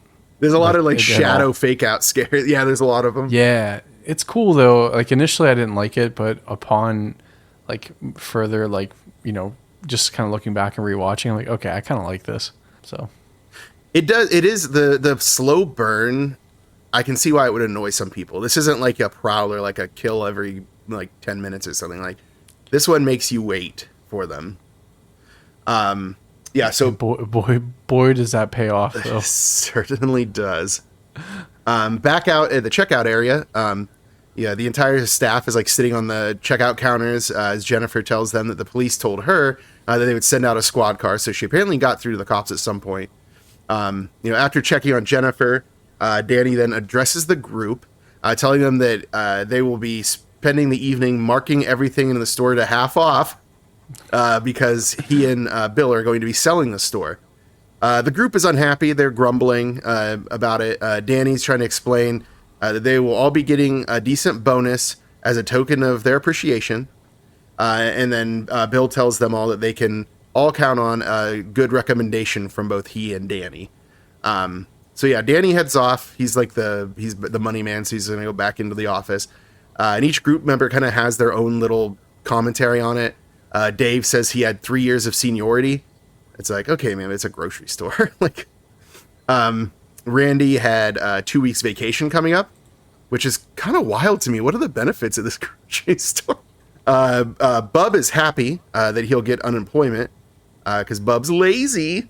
Bill, who didn't head off, tries to explain to the group that it wasn't his idea to sell, that he had been here for 10 years and then he started off as a butcher like Randy, because he's going to be butchering some folks, if you know what I mean. Mm-hmm. And then this is his home away from home. And Dave asks Bill, then why would he give the store to Danny to sell? And then Bill explains that he only had 49% ownership and Danny had 51%. So he really didn't have a say in it. So that's why you get the idea that Danny's basically the major person in this sales scheme. But yeah, so Dave says that he'll miss the place, but Bill says he will too. And then he says, ominously, more than you'll ever know. It's like, oh, Bill, what do you mean by that? But I mean, they will know. They certainly will know, yeah. Unfortunately. Yeah. So like, this is kind of where I started to, like, while watching this for the first time, I'm like, okay, like what? It felt like they were playing up. There was something nefarious going on between Danny and Bill. Like Danny was kind of raking him over the coals. Like there's a couple other scenes in the office where he like makes Danny sign the paper. So I was like wondering, like, was something like untoward happening? Like where it was like he was like cooking the books and making it look like they're losing money, so they have to sell. I don't know. It just seemed kind of strange. Yeah. It definitely seemed like Bill was kind of getting the shaft in this situation. Like they're supposed to be partners in ownership of the store. And then later on, I'll get to it in my notes, but later on there's like Bill like slams the door and like a picture of Danny and Bill falls off the wall, and then Danny looks at it and then just throws it away. So you get the idea that this is like means a lot more to Bill than it does to Danny. For Danny, it's like just the business and just a paycheck for him, I guess, or a revenue source. But yeah, so a smash cut to outside where we're seeing from someone's first person point of view. The tone suggests that perhaps this is a sinister presence. Let's find out, shall we? That's one of the notes that I have in my notes where I wrote that, and I can't imagine what you were thinking when you read that. We couldn't tell you. We see Produce Joe working on the produce section with headphones playing loud music. I'm sure this won't become an issue for him at all, that he's listening to loud music and not aware of his surroundings. Back on the storefront, or on the floor, picking up the Diet Pepsi cans that were brought down in the scuffle. Oh, those were the cans that were brought down when Randy was thrown into the can pyramid. It was Diet Pepsis. Right. Linda is remarking that it will be a bitch to change all the prices. And she's guessing that's why the whole crew is in tonight. So I guess the night crew isn't always all of them there. Jennifer's understandably still shaken up from her incident. So Linda comforts her. However, the phone rings, so Jennifer goes to answer, only to find it's Craig on the other end. What a creep. I know. Like, that's what I mean. Like, it's not hard to imagine that Craig is the murderer when he's, like, not taking no for an answer, dude. And it's like they don't have cell phones, so you know he's calling from outside. Like on the payphone. Yeah, on the payphone outside. Yeah. He says he wants her, and she tells him that she's called the police, and he's like, am I supposed to be scared or what? It's like, I'm a 1980s tough guy. So she walks back towards where Linda is, and the phone starts to ring again. Linda is concerned about why Jennifer would ever even have dated this dude. And Jennifer is like, it was only 2 months a year ago. And I was like, man, this dude, like, just let it go, dude. 2 months a year ago? Get this man on Tinder. Again, get this man's lawyer. This guy literally killed someone and only went to jail for like a year. You're really hung up on his prison sentence being so short. Fucking crazy to me. Oh, and this is when we find out about the jail thing, because Linda asks where he's been then, and Jennifer's like, he's been in prison. And then this is kind of a cool thing. So the camera pans, and like just off to the side of where Jennifer and Linda are is Craig standing outside of the door watching them. It's like, Craig, man, you gotta get a hobby, bud. Jennifer explains that Craig took her to a bar. So that's why I was like, they got to be in like their early 20s. Right. And at the bar, when they were there, that's when she dropped the bomb that she didn't want to see him anymore. But then a bouncer told Craig to settle down because he's apparently throwing a fit. And then Craig, I think it was the bouncer that Craig beat up. Yeah. So he was like beating the guy. And then it was like, by the time he was pulled off, the guy was dead.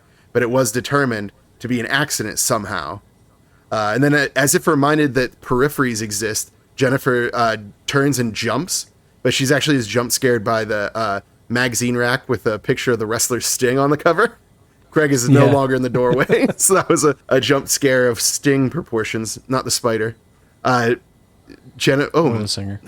Not the singer either. Oh man, I can't believe I misspelled. Do you notice in my notes I misspelled Jennifer's name here? I spelled it Jenfear. So Jennifer says that, and doesn't even mark it as a misspelling. It doesn't even mark it as a spelling error. What is that? Is that a word? Microsoft loves Jenfear. Microsoft loves Jenfear. So Jennifer says that she thought somebody was watching her. She was correct, but it wasn't the wrestler Sting. The phone starts ringing again, and Linda goes to answer it and call the guy a shithead, but it's actually Teddy, Linda's boyfriend. So apparently, like, he's wondering why she's not home yet or something like that. Jennifer is sweeping an aisle when she sees a note that Craig left telling her that he loves her and would do anything to get her back. And it's written on like a pricing label for like a toilet paper display. It's like, how did he know that she would see that? Or did Craig just write it on like every display throughout the story? Okay. That's where they couldn't find him the whole time. He was just running around writing that note down on everything. Yeah, he was in all of the aisles writing love notes in case Jennifer goes to sweep this aisle later. Oh, Craig, you psycho. So we get a series of cuts to people doing their work. So the theater will not be seated as we watch everyone do their chores around the stores.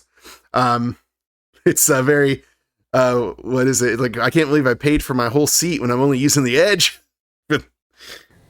this series of people doing tasks. So just to go through them, Randy's doing some meat moving in the butcher zone.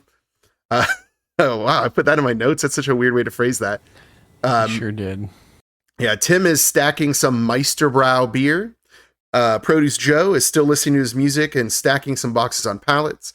Linda is pricing some bread. So every duck in the place is going nuts. Jennifer is trying to open a bottle of aspirin.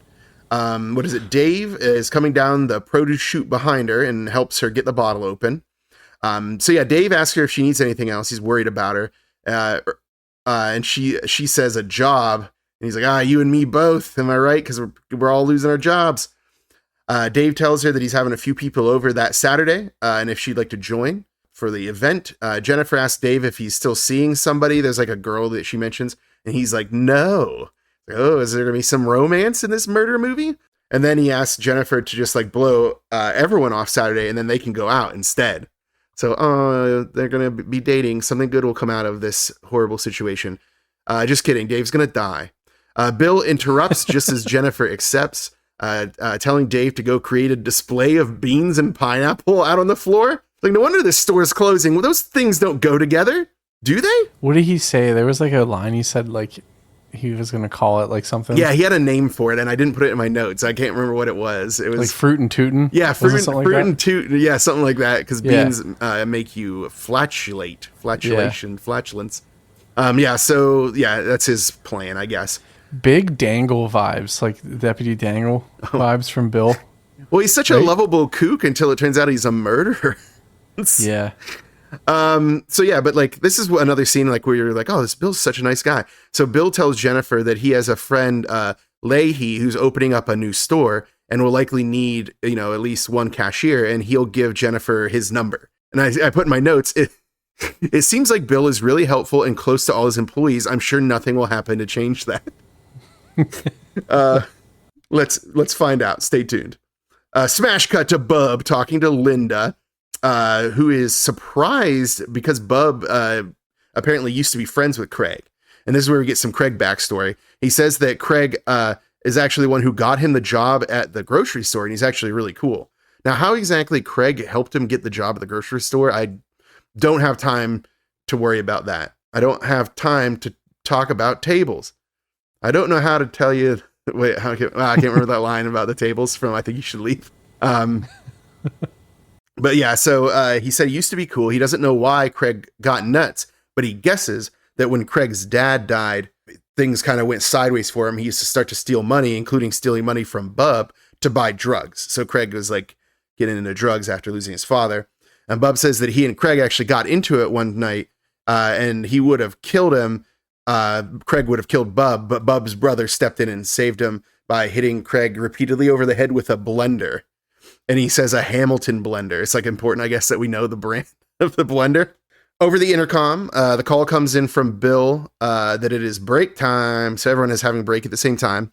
We go to the break room and everyone's just like hanging out, talking, wondering why the police haven't arrived. It's like small town cops. Am I right? They'll meander on over whenever they can. Bub says that they only show up fast if you're speeding. And Dave says, that they're almost as slow as the fire department. But then Bill takes umbrage with this. He defends the fire department because he used to be a volunteer fireman. His fucking story. Yes. So this is his like, oh my God. Like his like random gruesome story. Like have you ever see Gremlins, the story where Phoebe Cates talks about her dad getting killed and like dying in their chimney? And so it's like that. So basically, Bill is explaining that the reason he quit being a volunteer fireman is because he got to a accident scene that was super gruesome. Randy is like, oh, you got to tell us what happened. So Bill explains that their dinner at the fire department, or the fire station, was interrupted by an accident. So they went to the accident site only to find that there's a headless corpse at the site, but they couldn't find the head. And he's playing this for laughs. It's a disturbing thing, but he's like doing it as a bit. And he says Parker, one of the firemen that he's with, goes walking down like 19, I think was the name of the route, like looking for the head while eating a hamburger that he brought with him from the station. And he says that Parker, after going up the road, comes back out swinging the head in one hand and eating the hamburger in the other, causing all of the... You think he was Parker? I don't know. I don't know why. Like, I don't know. Like, maybe, like, he's definitely like... Yeah, maybe. Got some issues. So, but yeah, apparently all of the volunteer firemen threw up, and that's when they're like, that he decided he didn't want to be one of them anymore. But suddenly knocking interrupts them. The police have finally arrived. We get Officer Dalton and Matthews. They ask if there's been any further trouble with Craig, and Jennifer says no, other than, the call. The older cop, Dalton, says that Craig is on parole, and they should call if he comes back. He offers them his card, but then realizes it isn't his card, and then gives them another card that I guess is his card. It's like this bit that I don't know why it's even in the movie. It's kind of a waste of time. I guess it's just to show that these cops suck at their jobs. Unlike the cops we'll see later that are aggressive. Like, like the cops in this town are either going to violate your civil rights, or they're going to be dotty old kooks who try to give you the wrong card. Who can't get back out the end door, which I think is funny. It was very funny. Yeah, so the cops, like, after some more shenanigans, leave with basically having done nothing. I put in my notes, Dalton doesn't seem like he knows what he's doing. Cops leave. All right, that was a fun scene. Everyone is sort of annoyed with the police. Bub says they couldn't catch a cold. But Bill locks the door after the cops leave. Linda's back asking Jennifer if the police picked up Craig yet, which obviously they didn't because those cops are bad at their jobs. Linda is concerned about getting home to Teddy because he doesn't like it when she's late. And then Jennifer's nose starts bleeding for no real reason. Well, I thought it was because Craig hit her. I didn't think he hit her. I thought he grabbed her by the arms. I thought there was some sort of altercation that caused. I thought Craig caused the nosebleed. I mean, I think he might have, because it might be like a stress-induced one. And she did just take some aspirin, if you recall, which thins the blood. So either way, bloody nose happens. Jennifer. Outside, we get another bad guy POV shot with some tones that suggest that this person's the baddie. I think it's probably actually just Craig, and as we know, he's not the murderer this time. They walk towards some boxes out back. Jennifer is heading into the bathroom to go clean herself up because of the blood. Linda comes outside with some grocery bags and is heading towards her car. Some of the boxes fall down out back. So she asks who's there, but obviously the bad guy doesn't want to inform her of his presence. So she opens the trunk, puts in the groceries, and then is attacked by a shadowy figure. And we don't see the kill. We just see the knife. I was so pissed about this. Yeah, we see the knife like lift and go towards her, and then it cuts to Produce Joe slicing a watermelon in half. So it's a cool transition, but we do not see. It was a cool transition. Yeah, we do not see her kill. And never mind. I don't want to get into it, but there's an order of events here that later on when they're recounting it, it doesn't make sense. That. What do you mean? So the killer is Bill. Bill just killed Linda. 100%. But doesn't when Craig is explaining events later, doesn't he say that he got knocked out and when he woke up, he saw Bill kill Linda? But obviously he hasn't been knocked out yet because he hasn't fought Bill yet. I think Craig killed Linda. Nothing in the movie supports your theory there. Well, the evidence against it, because the fight with Bill and Craig happened after she would have been killed, because he's in the office with Danny when this is going on. Well, that's why I was saying I think that he's Nightcrawler. I think he's teleporting around. But either way, yeah, this is definitely like a kind of a continuity problem. So where are we at? Back in the office, now Bill is with Danny, asking how it's possible this store has been consistently losing money over the last 2 years. Bill also asks how Danny can like let them bulldoze the place. And Danny's like, well, as long as the check clears, they can do whatever they want. You know, Bill is unhappy, but Danny says that he's looked over the contract. It's time to sign it. And he also tells Bill to go supervise those jokers to make sure they aren't ripping us off blind. So Bill signs the contract and leaves, slamming the door, which results in the picture falling. And then, you know, Danny, after looking at the picture of him and Bill, throwing it away. So Danny is a jerk. Jennifer is in the bathroom cleaning up her bloody nose. In the compactor room, Bill is throwing some boxes into the compactor. He's suspicious of something he hears, and he goes off with a hammer in hand to like investigate, which is kind of funny because at this point he's a murderer. So I don't know why he's like concerned about hearing some noises. I think it's funny. He seems cautious and even like afraid because he jumps when the compactor like makes a noise. And I'm like, he's the killer. Why is he so skittish? It seems like it's just a scene that's put in there to like throw us off as the audience, basically. But yeah, so, you know, facing the door to the back, Bill sees the doorknob moving and regards it with suspicion. But the doorknob does not turn all the way. So again, like Bill's the murderer. Like, what's he scared of? Back to Jennifer. She's cleaning the blood from her shirt, I think, at that point, because she's unaware that she's being watched by a figure in the mirror that is Craig. Yeah. So now Bill is out back walking around with the hammer. He's on lookout for some kind of intruder. Do you see where I put that in my notes? Yeah. Yeah, he gets a dog fake out jump scare. So, but then when the dumpster lid falls, he sees that the figure watching Jennifer through the window is Craig, and she has her top off now. So Craig's being a perv. Yeah, there's a scuffle, and after the fight, Craig is seemingly victorious, having hit Bill in the head with a hammer. And we as the audience believe that Craig must be the murderer because the movie has implied it strongly by having Bill not be outside when Linda was murdered, and now having defeated Bill in single combat, and then not like, I don't know, calling the police because he's later will claim he saw Bill kill Linda. Some of this doesn't make a lot of sense.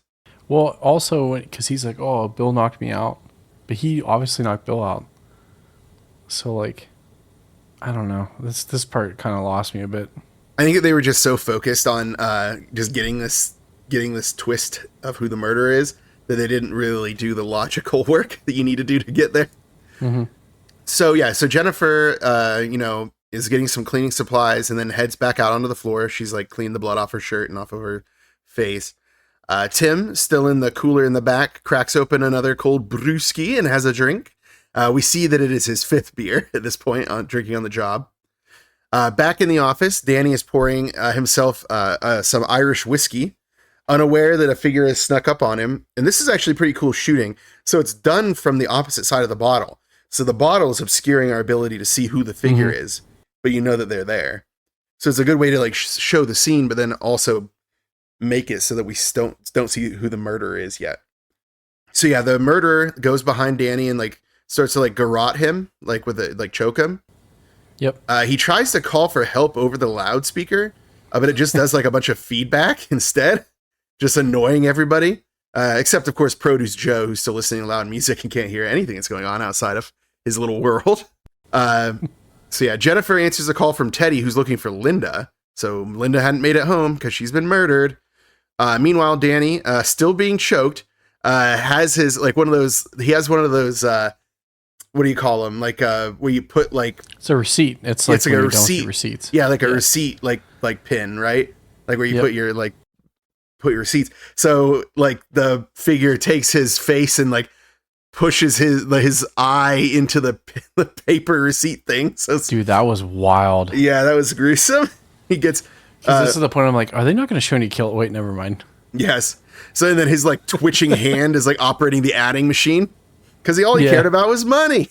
And then all the blood of like from him like leaks onto like the lamp that was knocked over during the scuffle, and it makes like a red, like makes all of the area just like bathed in like red glow. It's pretty cool. I like the shooting on this thing. And then the red glow comes into play later too, because when Randy looks in, like that whole room's like glowing red. They did a good job with that. I thought that was cool. Yeah, because that's why Randy doesn't end up going in there. Yeah. So then the figure moves to like the window to look out upon the store.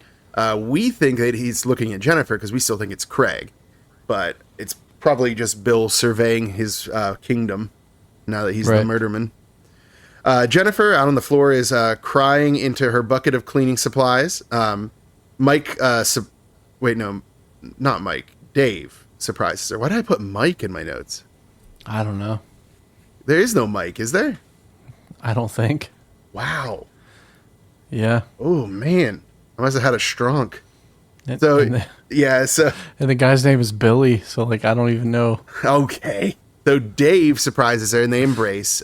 Jennifer explains her concerns about Craig, that Craig was watching her, and Linda still hasn't arrived home, so she thinks that Craig might have hurt Linda, which the movie does try to make us believe. Hey, I got news for you too. What? The Mike theme continues for a while. What, do I put Mike in my notes? Oh my god, I did. What was I doing? I don't know. Why didn't you tell me? I could have fixed it before we recorded. This is one of the things I highlighted in my side that bring up. Oh no. Anyway. All right, well, Dave comforts her and they kiss. They're being watched from like the cooler area by Tim as they start to laugh and then like make out and stuff. Like, here you go. Tim's being a little creep back there with his beers. Was Tim yanking it? No. Because remember, gross. No. So like Tim is like goes to sneak out and like get closer to them. So when he sneaks out to like a shelf, he doesn't know that someone is now watching him from his beer lookout point. But whoever it is makes some noise, Tim looks but doesn't see them because whoever it is hides, and he goes back to watching the lovebirds. I don't know what Tim's up to here, like why he's being such a weirdo. Yeah, but back to watching workers work. Bub is stacking some cornflakes. Randy is eating olives out of a jar. He doesn't notice that one of the olives in the jar is in fact an eyeball. And he fortunately never gets to it because he's going to be murdered soon. Whose eyeball? Was it, I mean, it would have had to have been Danny's, right? But we see Danny later. Yeah, but I think his eyes are goofed up. I think you can't see one of his eyes. I don't know. Yeah, that's interesting. So yeah. But yeah, so Randy goes to go into like the meat cooler. He doesn't notice that while he's in there, when he comes out, there's like a ching sound, like a sound of something being moved, and he comes out and one of the knives on the wall is missing. The killer is getting some weaponry, which makes you wonder what knife he killed Linda with. Oh well, we don't have time to question it. I don't think he killed Linda, and I stand by that. The movie does not support your like. I understand that you're using logic here, but the movie, like, Bill says he killed Linda, and Craig says Bill killed Linda. Like, why would they cooperate on this point? Produce Joe is out there chopping up produce with incredibly exaggerated knife movements and seems very dangerous. So he's like lifting a full like arm's length of the knife and coming down on the whatever vegetables. Sure. Like, what are you doing? But then when he raises I thought he was going to lose a finger. I know, I thought so too. Well, instead he gets stabbed in the head because the knife goes up, and then when it goes to go was a down, good shot. yeah, like instead a knife hits him in the skull from behind, splitting his headphones in half, and his headphones fall off. So there you go. R.I.P. to Produce Joe. He's dead. Rip. Back to Jennifer. She's adding some bleach to her water bucket to scrub her station. Oh my God, I put Mike again. Dave is stacking detergent, but like there's a couple detergent boxes that keep falling. And this is like a recurring bit that these like detergent boxes will not stay up. It's kind of funny. It's implied that they keep getting knocked over because Bub is knocking them over.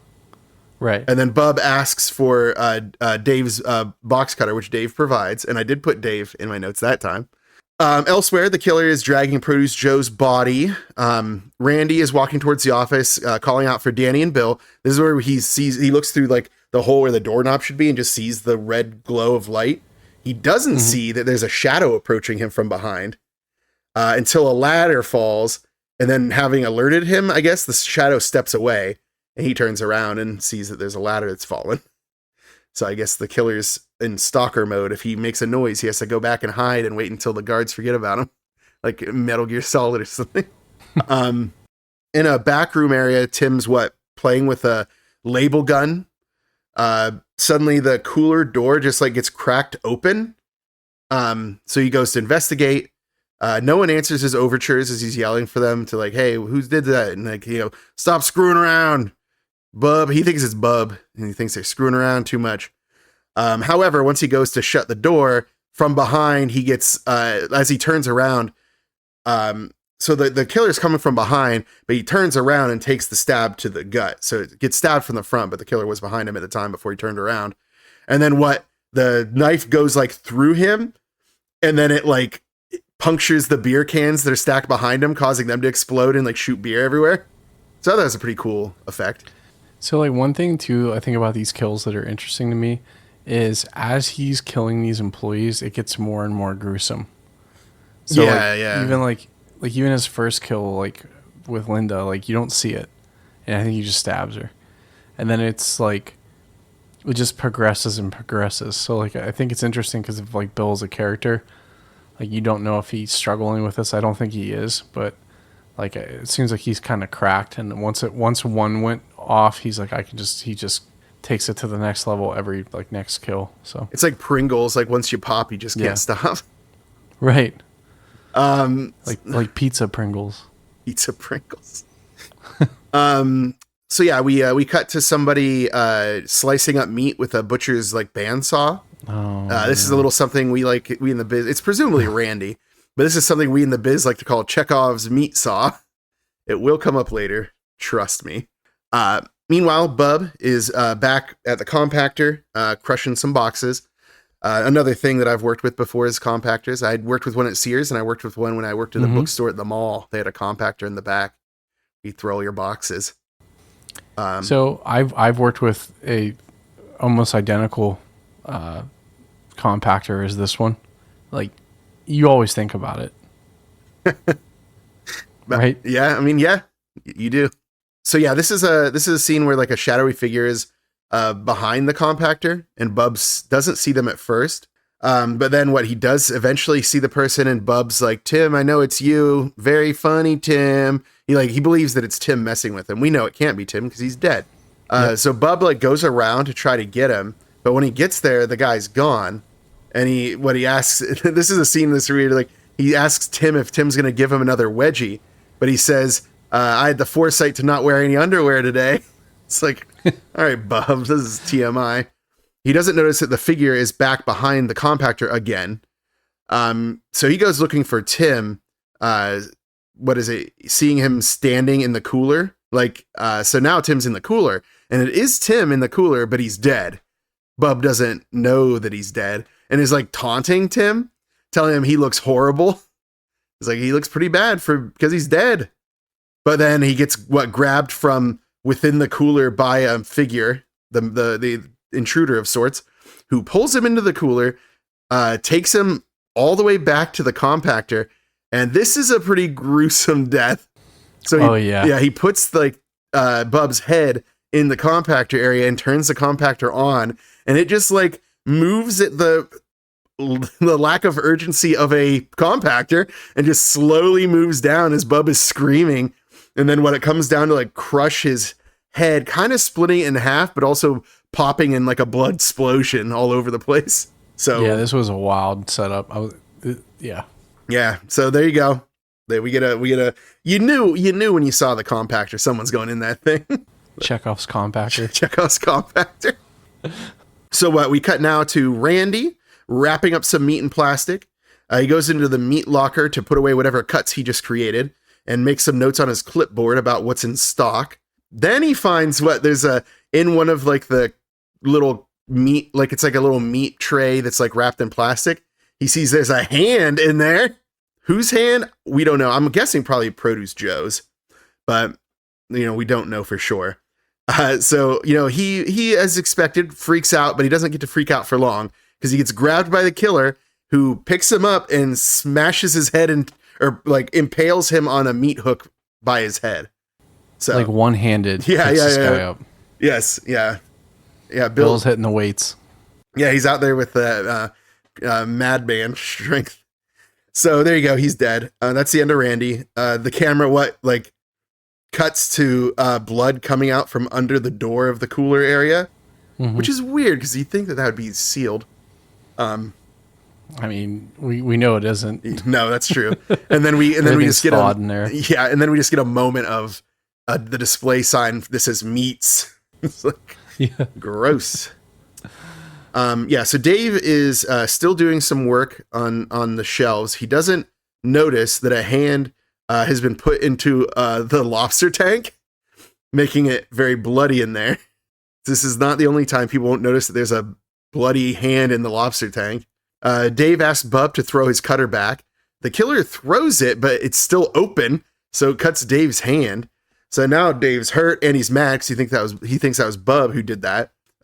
So Dave goes back to look for Randy, noticing that the meat saw is still on.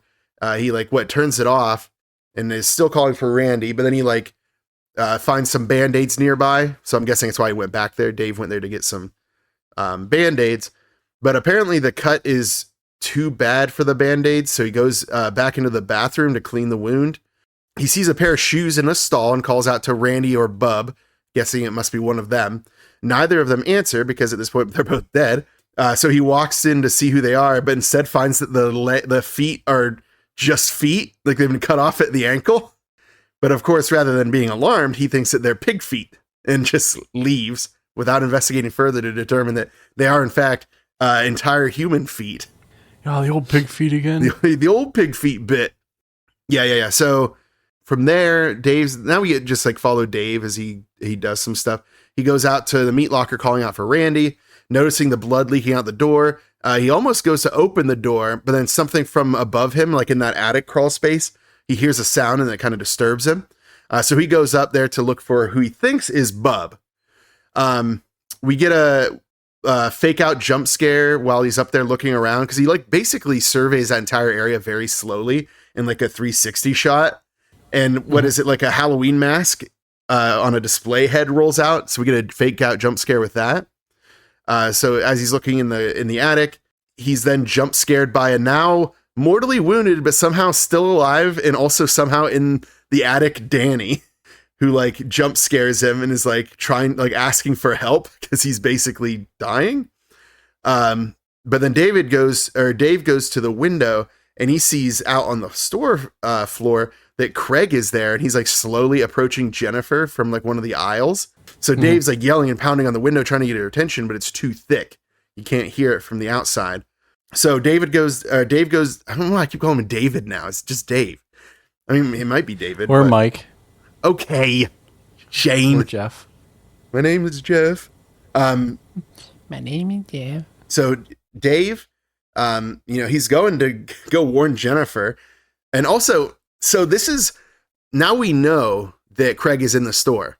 And his presumed reason to be there is to warn Jennifer that Bill is killing people.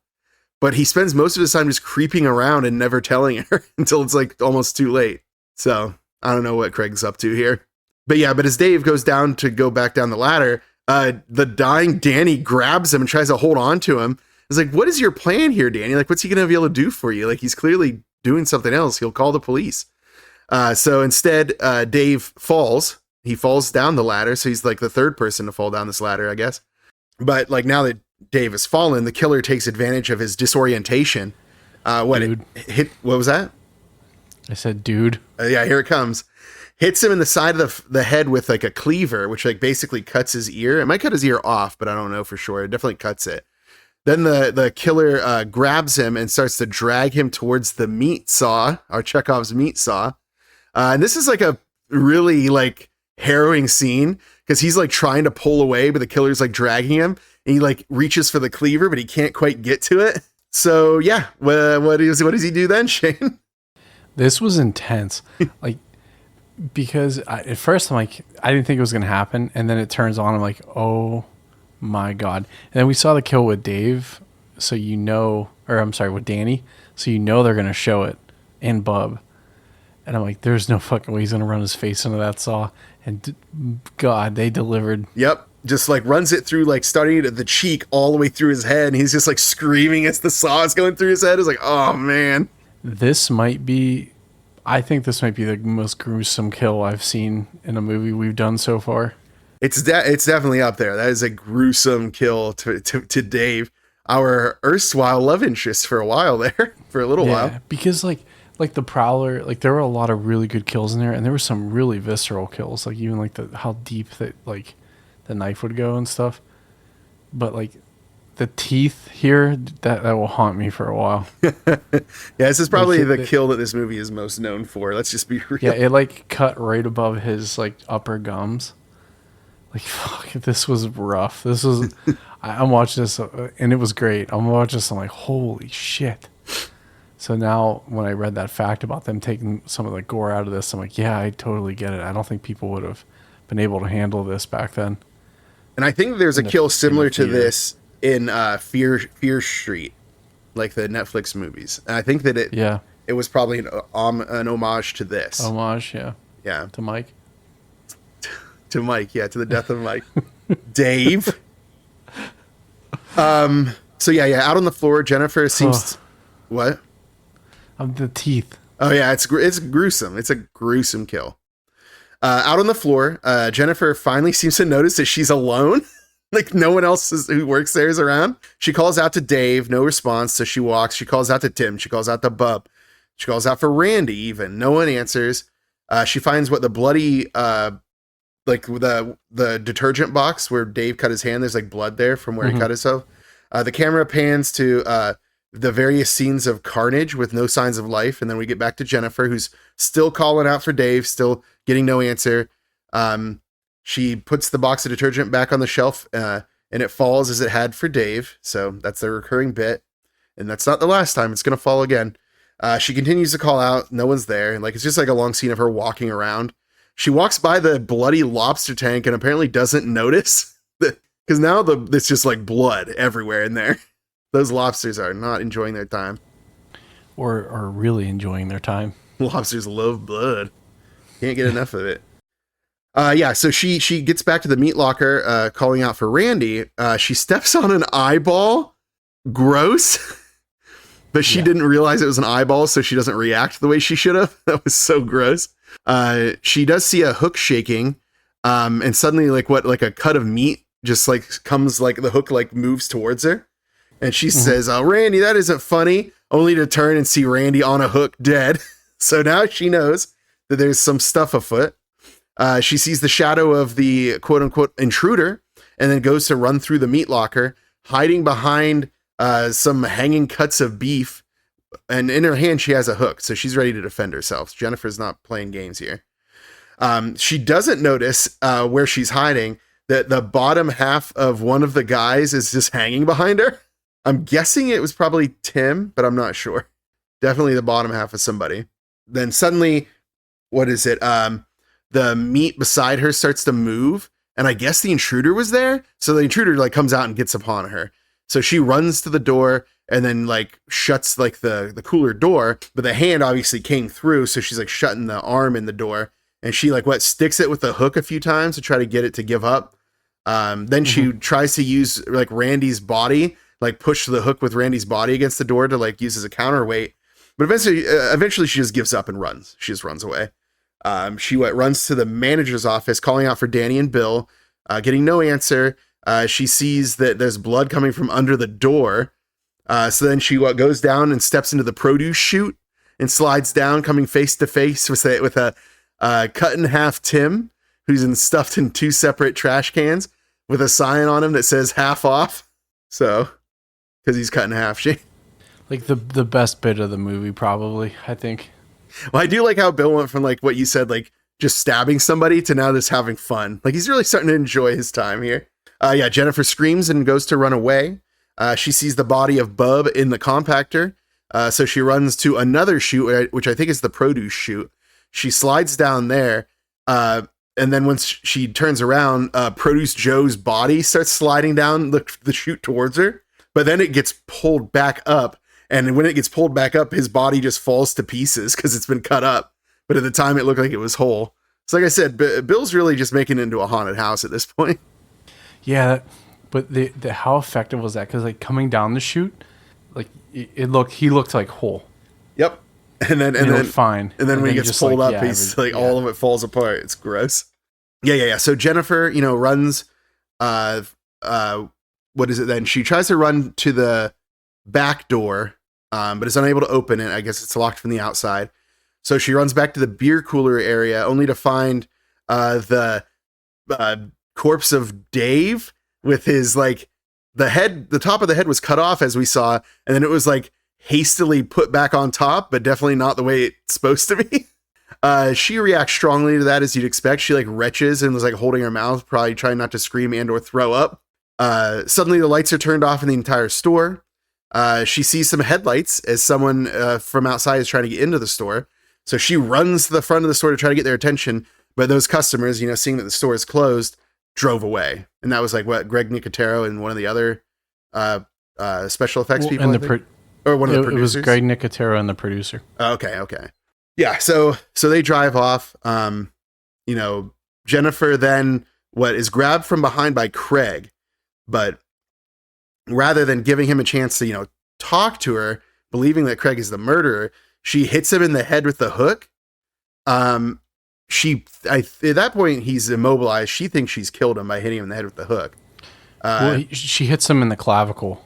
Is that where she hits him? Yeah, like right, like collarbone area. Yeah, so she believes that she's killed him, and she also says she's like crying and says that like he killed all these people, like believing Craig is the murderer. Right.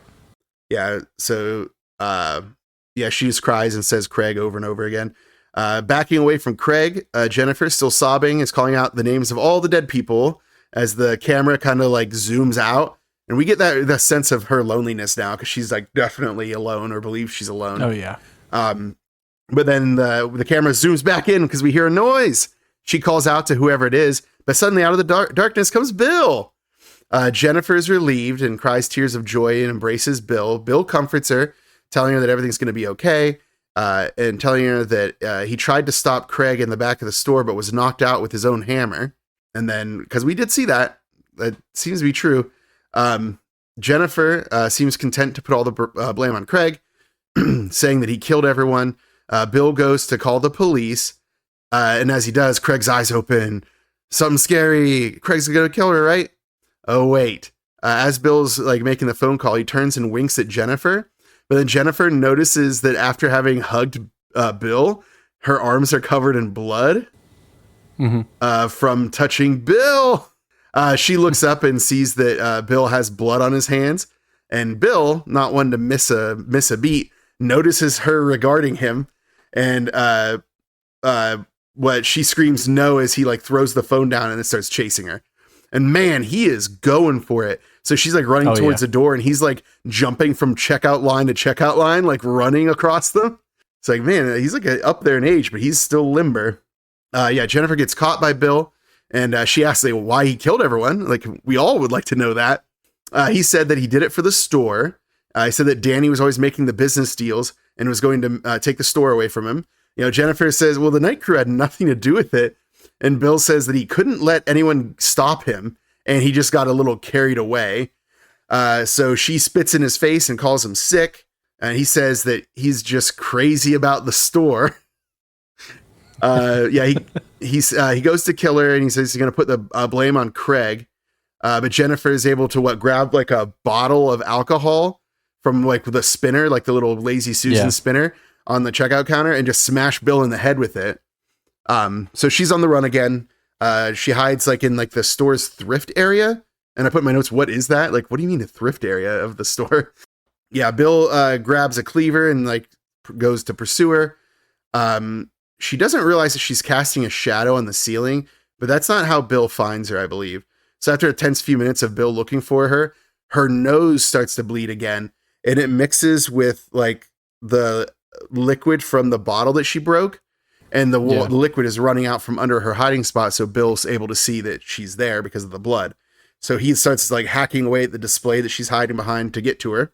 Jennifer is on the run again, but Bill is cool in his pursuit. He's not worried. He's like he's having a good time at this point. Jennifer runs back to the butcher area and grabs a knife. We get some nice pulse pounding tones as she emerges. She has 2 knives, man. What's that? She grabs 2 knives. 2 knives? Okay, yeah. Remember, she has she's like dual wielding. Remember, akimbo knives. Yeah, she's like akimbo, like going around like. So yeah, she steps out. I think she finally notices the bloody lobster tank, which was important to me. Yeah, Bill is lurking in the aisles. He notices that fallen box of detergent and picks it up and puts it back. That's why I'm like, yeah, that was such a good scene. Yeah, it's like he may be a murderer, but he still cares about the store. So Jennifer is like sneaking around the cereal aisle, but then gets grabbed from behind by Bill, who lifts her up by her head. Oh yeah, causing her to drop the knife. But fortunately, there's shelves of items, so she's able to grab a jar and break it over his head to free herself and get her knives back. Can we take a second to go back to that detergent box? Sure. Like the emotion that he makes, like the sigh of like, oh, these workers just won't stock this stuff correctly. Yeah. Even though he killed all of them. Like he was going to let it go and go past it, but he had to stop. Like I just love that scene. It was a pretty funny scene, yeah. And he just like does this shrug where you sigh and just your whole body like kind of like softens, and he picks the box up. Good old Bill. Still cares about his store. So good. So back to Jennifer. She uses a fire extinguisher to try to break the front door open. She's unable to, and she's standing there whenever the bread guy shows up with like a box of bread. Yeah. Yeah, she tries to ask him for help, but he's immediately stabbed from behind by Bill, who's now outside. And Bill like looks at Jennifer and taunts her, like holding up the keys. So she knows she's still locked in. So yeah, hearing that was Scott Spiegel. Yes, the director. Yeah. Yep. Yeah. So what is it? Jennifer hears another sound. She's like, "Who's there?" I'm like, "It's Bill, dude. Like, who else do you mean?" Hearing no response, Jennifer brandishes a knife and goes to investigate for some reason. Walking throughout the rows, she hears someone yelling for help, and it makes it look like it's Danny. So she like goes to where Danny is to like help him, but then it's just Bill. He's the one yelling for help, and he's like now holding Danny's head and pretending to call for help with it. That's what I mean. Bill's like gone full supervillain mode now. Yeah, this was probably another one of the coolest scenes too. Yeah. So he like starts like he stands up and is holding Danny's head, and he laughs at Jennifer, and then he like kisses Danny's head and tells her that she's next. She goes to stab him with the knife, but he just grabs it. Like I guess he's reached the part of like his going crazy that he's just impervious to pain, because he literally grabs the blade of the knife. So yeah, Jennifer's backing away in horror. Bill's walking towards her with the head in one hand, and then he like starts eating a sandwich in the other hand, and does like this jaunty little walk. And he's like, look at me, I'm Parker with the head walking down 19 with the sandwich in the other hand. Like it's like, okay, Bill, you're having too much fun with this. He tells Jennifer that she's playing hard to get. And Jennifer finally does actually play hard to get and runs away, only to get grabbed by Craig, who puts his hand over her mouth. So Craig's alive. He didn't get killed with her with the hook. He explains that Bill is going to pin all the murders on him, that after he woke up from being knocked out, he saw Bill kill Linda, which again, that's not the timeline. That doesn't make any sense. Right. So he came in through the bathroom window and is planning to take Jennifer out the same way. So unfortunately, they get attacked by Bill again, who's just beating on Craig with Danny's severed head. And I think this is actually really funny because rather than like worrying about Craig, Jennifer takes advantage of the situation and books it. That's fair though. No, right? for real. Yeah, no, I get it. Yeah, we've established like he's a piece of shit. So yeah, it's like she's gonna let Craig because he's like Bill is beating Craig with his head. Like he's, like hardcore. Yeah, he could be dead. Like it was bad. It was a bad beating. So yeah, Jennifer takes advantage of that, books it. Bill finally finishes beating on Craig and just drops the severed head on top of Craig's unconscious body. At the window, Jennifer is struggling to get out because I guess the dumpster is against the window. It looked to me like there's plenty of room, but I guess they just need to slow her down a little bit. She does escape and runs to her Jeep. But then when she like opens the door to her Jeep, Linda's body falls out. So I guess that's where he stashed Linda's body for some reason. And then she is grabbed from below by Bill, who's under the Jeep, and Bill pulls her all the way out from the other side. However, Jennifer was smart because as Bill goes to attack her with the cleaver, she ends up pulling out a knife. I'm guessing she pulled it from Linda. Yeah. So she's like, "Yeah, suck on this," and stabs Bill in the midriff with it. Bill's like, "Where'd you get the knife?" And then he falls, and like after he falls, the knife pops out and flies into the air and then lands on a box next to him, perfectly upright, which is kind of cool. So Jennifer takes advantage of the now presumably dead Bill and goes to the phone booth, remember those, and calls the police. She tries to explain that there's an emergency, and the cops like, so is there danger? Like, is this an emergency? Like the cops, like I said, like there can't be that much crime in this small town, dude. If she's calling the police, she needs help. But of course, as she's like trying to explain that there's some danger and they should send a patrol car, Bill, not yet dead because slasher rules, he breaks in through the side of the phone booth and starts to attack her again. In the ensuing scuffle, the phone booth is like knocked over on its side. Jennifer is trying to escape from the side, but then suddenly the still alive Craig shows up and grabs the cleaver from Bill and then just starts hitting Bill with it a bunch of times, including that one shot of like Bill holds up his hand to try to stop him. And he slices, hits him with the cleaver between his middle and ring finger. Like we've seen these hand damage things before. It's gross. Oh yeah. So eventually Bill stops fighting back after several cleaver hits. So presumably dead again this time, maybe. Craig and Jennifer are now just standing there waiting as sirens approach. Craig, being the worst at anything ever, makes the rookie move of not dropping the cleaver. So when the cops show up, and the cops are like Bruce Campbell and then some other guy, they are incredibly violent to them. Like Jennifer's trying to explain that they're innocent, and the cops are like, "Shut up!" And they just start like slamming them into the car and like roughing them up and like slamming them under the hood of the car over and over again. Like, just shut up, girl. So, like she's like, "I'm the one who called you," and like, "Shut up!" And then Bill, somehow still alive, is like, "They did it. They killed everybody." So Bruce Campbell goes to investigate as Bill laughs and then like seemingly dies again this time. Jennifer is trying to explain that they didn't do it, but the remaining cop pulls her hair and keeps telling her to shut up. Like these cops are just really violent with them. Which again, at that time, they didn't even know that there were murders. These cops just were excited to hurt people, I guess. Bruce Campbell comes back and confirms that there are tons of mutilated bodies. And in typical cop fashion, I guess they just assume the first people they find must be the murderers, even though presumably there's going to be a ton of forensic evidence that suggests that they aren't the killers. But these cops don't have time to investigate. I feel like this is the most realistic ending of how this would probably go down in real life. The cops would just assume the survivors are the murderers. Yeah, probably. Yeah. So they end up start reading them their rights. And as they're doing it, Bill's eyes open, and then Jennifer starts screaming like the camera zooms in to her mouth, and then it's over. End credits.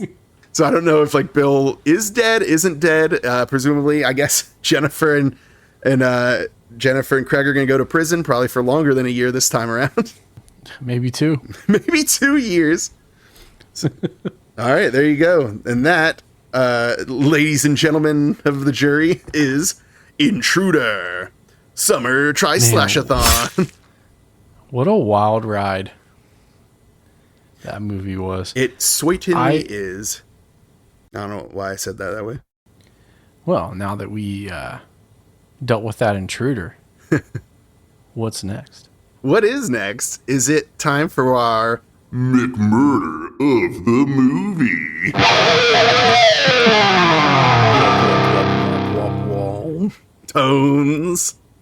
tones? I felt like every kill was McMurder the movie until the next one happened, and it was just like, so I got to the garbage compactor, and I'm like, oh, this has got to be it. Yeah, nothing can dethrone this, dude, right? I mean, it's got to be Dave, right?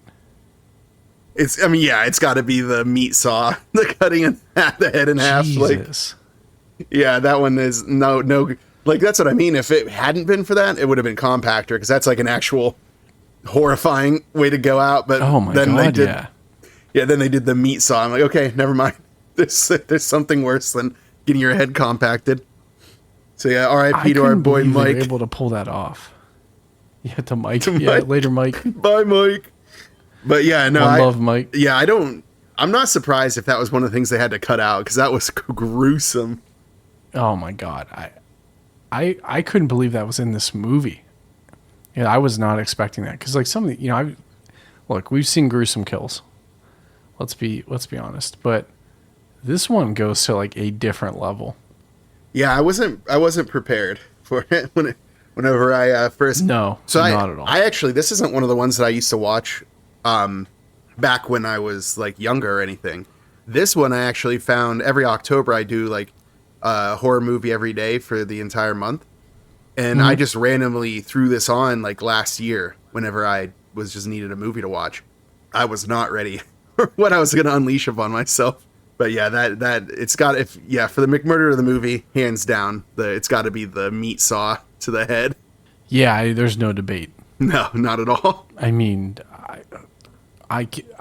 yeah, folks, if you haven't watched this movie and you're not squeamish, you need to watch that scene. It is, in the movie, a lot of the kills, Bill just manhandles these people.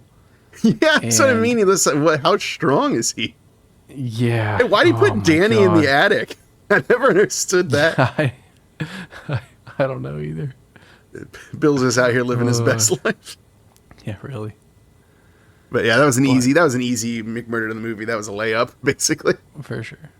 Hey, but speaking of Danny in the attic. I mean, I know what we're moving on to is the Judgment categories. But I don't know how that was Danny in the attic. And here comes fucking Parker. Walking down 9 miles, swinging the head by the hair in one hand and his hamburger in the other, and he's still eating it.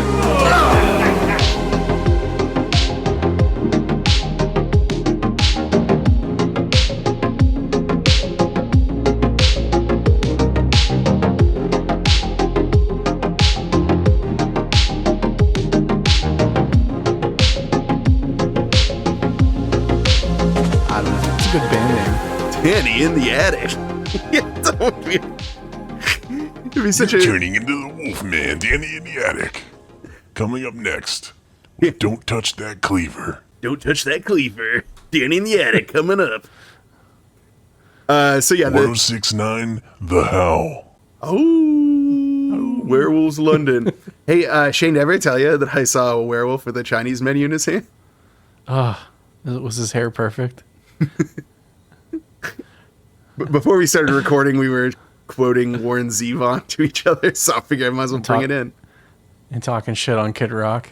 I know, that stupid Sweet Home Alabama song that he wrote, when it's like they talk about Sweet Home Alabama, but the riff he steals and the piano line he steals is from Warren Zevon's Werewolves of London. It's like, Kid Rock doesn't even know what he's stealing here.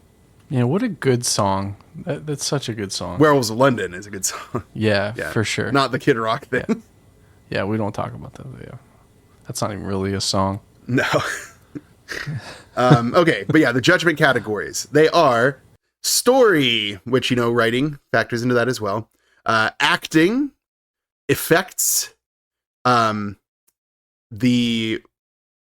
music. In music, we can also talk about sound. And then finally is the cult factor. The cult factor being that little X factor that makes these movies so special. Story, I think that I understand that there's some argument to be had that it's kind of a slow burn at the beginning, that we spend a lot of time with these characters just doing their jobs. But I really think that, it's an unconventional setting for a slasher, just being at a grocery store at night. I think that the characters, because we spend so much time with them, we really get a sense for who they are. Like, you get your drunk guy, Tim, you get your good dude, Dave, you get your goofball Bub, who's not wearing any underwear, you get your final girl, Jennifer, you get your other girl, Linda, we get a feel for these characters. We get our erstwhile murderer, Craig, we get our current murderer, Bill. So I think that, as far as, the plot structure goes, I think it's good. But then we get some of the plot holes of, when did Craig see Bill do the first murder again? Because we don't really get a feel for that. Why did Bill put Danny in the attic? We joked about Danny in the attic, but we don't know why he put him there. Some of Bill's choices are questionable at best.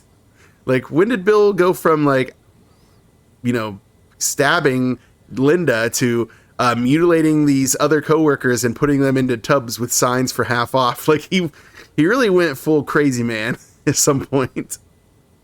We don't get a sense of that progression. So I'm kind of rambling now, but I feel like I would say B just because of the plot holes. It would have been A otherwise, because I really think the narrative structure in this is really good, and we do get to know the characters. But because of all the weird stuff that's happening and how Bill seems to just teleport all over the place, I probably have to say B. I don't think there's a lot of logic to the structure outside of that. Yeah, initially I did not like the pacing, but after a second, after you watch the movie, it makes more sense, because it's. I think this is a progression of Bill as a character through murdering people. So I don't know. I like it. The plot holes, you can't skip over them. I mean, they make no sense. So yeah, I agree with B. I think that's fair. All right, B for Bill. B for Bill. So that will move us on to acting. I don't know. Do you want to take the lead on this, or do you? Yeah, sure. So normally, especially with this kind of this was in the late 80s, but it doesn't look like it's from the late 80s. A lot of those movies from that time had they were trying to be hip and new, with different effects and other stuff. But I think there's something about that about the early 80s style that leans on character dialogue, building characters in a very short amount of time, whether it's nonsense or not. I really think that everyone in this movie nailed it. There were a couple scenes that fell a teeny bit flat. Some of the cop scenes were kind of weird, and I don't know if that was just poor delivery or just bad writing, but I'd be inclined to give it an A, especially Bill. I mean, he goes from everyone's dad, the fun uncle work, everyone's confidant, we can count on Bill, he cares about us, to he's literally cutting them up and putting them in boxes. And I think Bill's character never loses that he's very genuine, right? Yeah. He's a genuine person. Even when he's killing people, he's still somehow genuine. Even picking up the box, right? Yeah. Just the little things that they did to add flavor to these characters. I don't like the stoner character. I think it's kind of overplayed. I think it's dumb. But Bub wasn't too bad. But it's just it's hard to even nail that for me. And I think everyone took their cliche and kind of ran with it, and it worked. So I'd go A on this, honestly. I'm inclined to agree. I really think that in many ways this is Bill's movie, and watching that progression of him to being the nice guy, to talking to Jennifer about getting her a new job, even as he's already started killing people at that point. Like, it is, yeah. And then once like he's gone, he gets bigger with the performance, but he's like still, like you said, he's still just that guy. He's just like, oh, I got a little carried away, I guess. Like, kind of going a little bit bigger with it, but still like a solid performance. Like whenever he kisses Danny's severed head, it's funny. And honestly, didn't give a lot of props to the actress who plays Jennifer there, Liz Kern, but she did a great job. I'm kind of surprised that she wasn't in more things. Like maybe it was because she wasn't top billed for this, because she was the main character, but like, those scenes of her like crying because of what Craig was doing, and then the scenes of her like realizing she's alone in the store now and all of her friends are dead, and like I think she does a really good job with those vulnerable moments and like stuff like that even when she was alone with no one to really act with, I think she did a good job making that realization that no one else is around suddenly and now all your friends are dead and like all of that.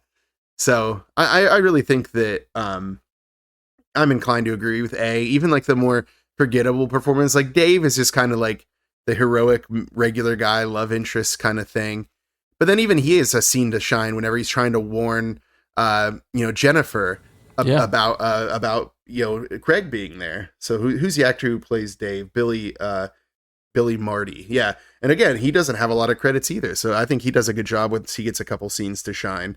So I think that everybody like does a solid job. Like even your goofier characters like Tim and Bub, as played by Craig Stark and Burr Steers, but they still seem like goofballs you work with. Like just goofballs that you work with at a store. Like kind of lovable and kind of silly and kind of stupid and fun.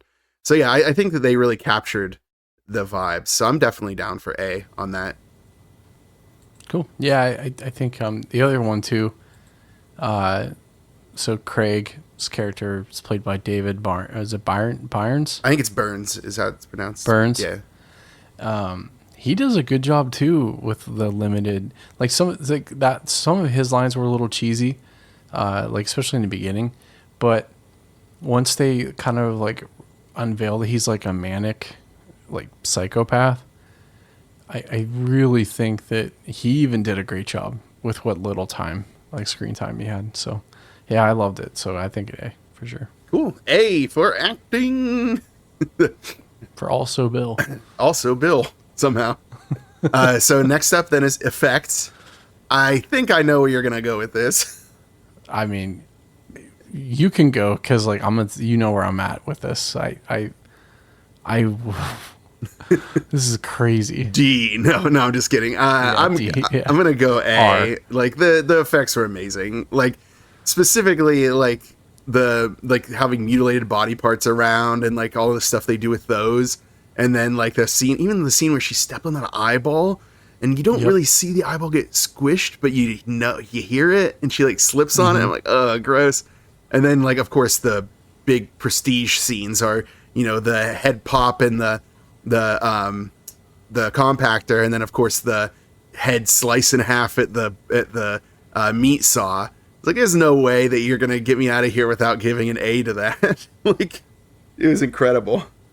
I just am still in shock from that bandsaw or the meat saw scene. I mean it is so gruesome. It is so gruesome, and it's like Dave didn't deserve this. I'm rarely squeamish, right? I'm rarely squeamish at movies.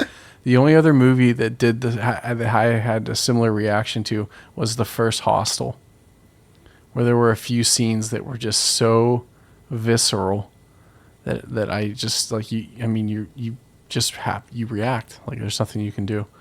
So yeah, I think A for sure. I would love. Because IMDb doesn't do a great job, and honestly, I don't think the movies back then they did a great job at kind of showing who did what. I would love to know who set that scene up. Part of me thinks it's Greg Nicotero, but I think it. I mean, there were other people that worked there, so it's hard to say it was him. But I mean, there was a Man. whole team of people too, so you can Sure. probably imagine that there's probably like as like complicated as an effect as that is probably like a big team effort there, and they did it. They pulled that off. That was gross. Yeah. Yeah, that is the kill that this movie is known for sure, and understandably so.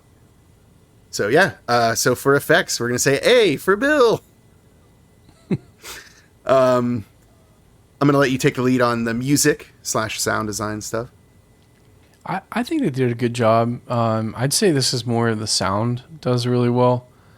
I would have to imagine it's very hard to film in a grocery store, especially with all the cast and crew around for scenes. So them being able to isolate a lot of that sound, because like it's a huge room. So like, you know, even if someone's on the other side of the room making noise, like it's still going to echo and come through. So I think they nailed a lot of those scenes. The music was real. I actually really like the music. I wish there was a little more of it. But the horror stings and like everything that they added to give this like flavor, like again, I very Carpenter-esque to me. Like I got Carpenter vibes from this. Maybe not so much the actual music, but more of how it was used, rather than you know, just like, oh, it's a cool song in the background. Like they used the music to build tension, which I think is kind of hard to do, especially when some of these older films, because, you know, I mean, look at, I'm trying to think of the, in my head, like the Dead Heat, you know, they basically took a song that was called Dead Heat, but it wasn't for the movie. And you know what I mean? Just like stuff like that. So, you know, I'm being a little generous today. I'd go A. Yeah, actually, I do agree that the music is good when it's there. Like the tones, they do a good job with the tones and the pulse sounds that happen sometimes. The stings are great. You're right on with that. But I think another aspect of the sound is like how a lot of times like there's something that happens is based off of a sound they hear, like a bump or a noise, and they do a good job with like that, even just like using the sound to kind of tell a little bit of the, like push the story along.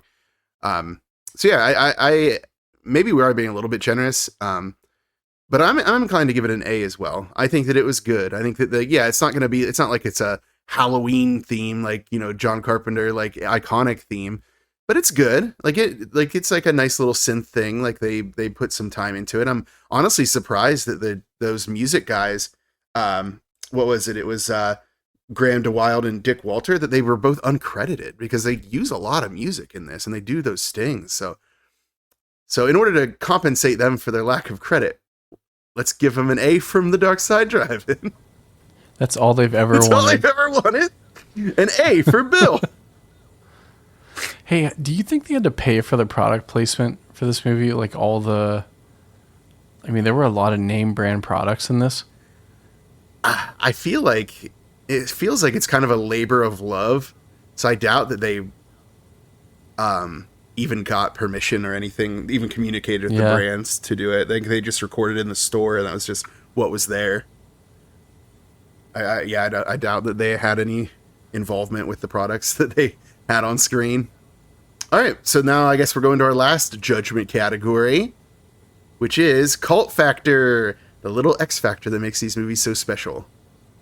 Yeah. It's A. Yeah, it's like, what's going to happen A. here? It's for sure A. A for Bill. So is this a well-known movie? Because I had never heard, and this is probably my fault, I've never heard of this prior to us saying we're going to do it for the show. And I did see, again, there's a lot of positive feedback from when it came out in theaters. It has a very high rating on IMDb for a movie like this. But I mean, is this like a hidden gem? Because I really haven't heard much about this. I don't know. I really don't. It doesn't come up a lot. Like I said, when I found it, I just stumbled onto it and added it to my Halloween watch list. It wasn't prompted by discourse or anything about it. So I am inclined to think it's a hidden gem, like at least an underrated one for sure. Yeah, I don't really get the feeling that it's well known or well regarded. And it probably doesn't help that there's like several other movies called Intruder from before and after. Yeah. So that probably doesn't help matters at all. But no, I especially considering like a couple of those gruesome kills, you'd think that those would be on some like best slasher kill lists, but I really don't get the vibe that they are. So yeah, I don't know. And the names tied to this, like, it is kind of shitty what they did with like the top billing and stuff, like giving it to someone else. But even with like the Raimis tied to this, and I just surprised that this isn't celebrated more, maybe. Because it's crazy.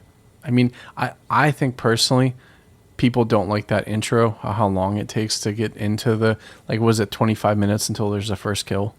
Yeah, and even that one, we don't really see 30. the kill, too. So right. Yeah. Yeah, I agree. But, like, there's so many other things about it, too, that, like the way that it's shot, the way that it, like, uses transitions, like, it's just a well put together movie. Like, you know, well directed, like, you know, well edited. So it's kind of surprising to me that that slow burn at the beginning is enough to put people off of it, because I really think that it's, yeah, definitely a hidden gem for sure. Cool. So we're on A, cult factor. Yes. Oh yeah, A for cult factor. Right. Okay. A for Bill. A for Hey, you know Bill. what other letters in Bill? Ah, yes, the D roll.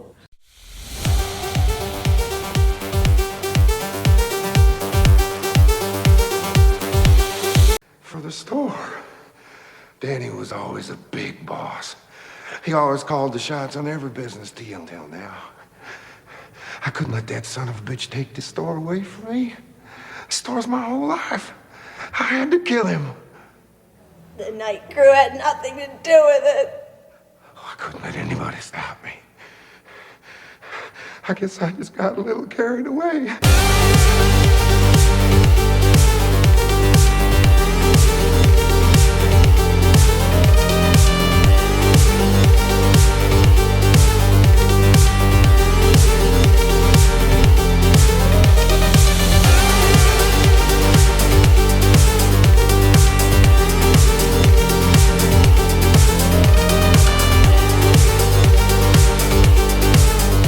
For Bill.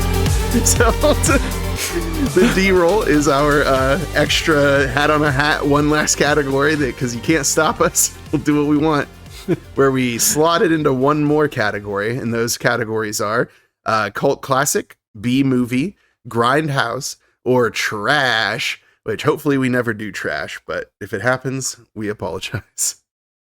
So for the D roll, what are you thinking, Shane? I feel like some of these categories are so like gimmies. I know. But like this is for sure called classic. Like, but I will say, like, this is like a quintessential B movie, right? Yeah. It's got a weird setting. It's got like lo-fi like filming. It's like schlocky, campy, like things happening between people in the movies. Like, but some of the things in this movie are so fucking cool and good. Okay, like take out the meat saw scene and the skull crusher, the skull crush in the trash compactor.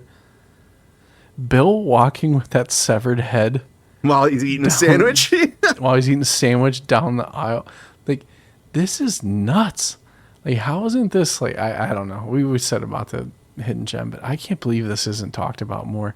I'm okay with cult classic, but again, this is a B movie. Like, you know what I mean? Like when you say, "Hey, I need a B movie," like this is what people would say is a B movie, which to me is wild. But yeah. So yeah, maybe we can. I'll leave it up into your hands. We'll reevaluate the D roll thing, because I do think that when we put it together, it seemed logical, but maybe now not so much. But because I agree with you, because this isn't like a prestige film. This is very much like a, you know, side project, labor of love kind of thing. But yes, cult classic for sure. Just Bill's big performance, like all of the stuff that happens, like all those crazy kills. Like, yeah, I'm inclined to say cult classic as well. Obviously, cult classic. Look, for Bill.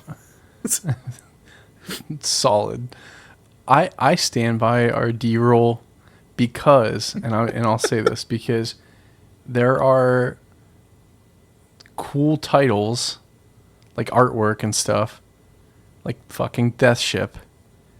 And I feel like we're doing the Lord's work and warning people about not watching it. So, you know, I stand by our choice of categories, but I agree. I do get, yeah, because you know what I mean? Like, because we do a lot of good movies, but folks, you got to get in here while it's good, because eventually, you know, because the 80s did end. Oh no. So we're gonna run out of these like bangers, and we're gonna start dipping into some really weird stuff. And I know you and I love just like cruising Tubi and like just like doom scrolling Tubi, trying to find crazy movies to watch. Like that's how I found Nemesis. So I think I'm cool with our categories. I love it. I don't wanna stray away, because I think it. Out of all the things we do, I think that one is the most like, okay, you should watch this, don't watch this. Is it called classics a B movie, or is it just like, hey, maybe this is if I'm drunk and fall asleep and it comes on TV? Yeah, I guess the judgment categories are like our analysis. Like, we show that we are people who care about how a film is composed, but the D-roll is like, yay or nay. Like, is this cult classic? Really? Is this B movie? Like, what is this thing? And then that's the one that kind of tells you whether or not you should watch it or not. So you heard it here. Cult classic for Bill. I love it. That's my bit now. A for Bill. D-roll for Bill. So I think we started off strong with the Summer Tri-Slash-A-Thon. Summer Tri-Slash-A-Thon for Bill.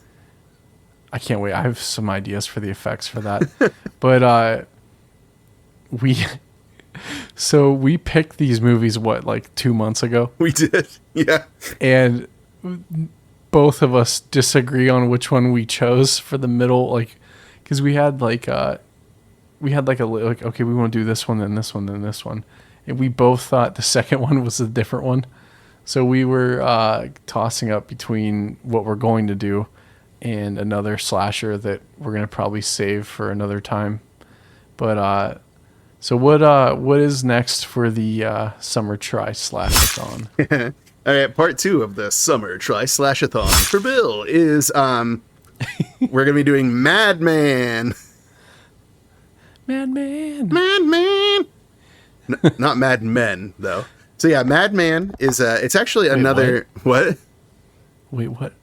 I've watched all of Mad Men. We're not even going to talk about it? Nope, not even once. I've actually never seen that show ever. Not once. I've not seen one episode of that show. Are you ready to judge me? Like, for real, for real? Okay, I've never watched Mad Men. I've never watched Breaking Bad.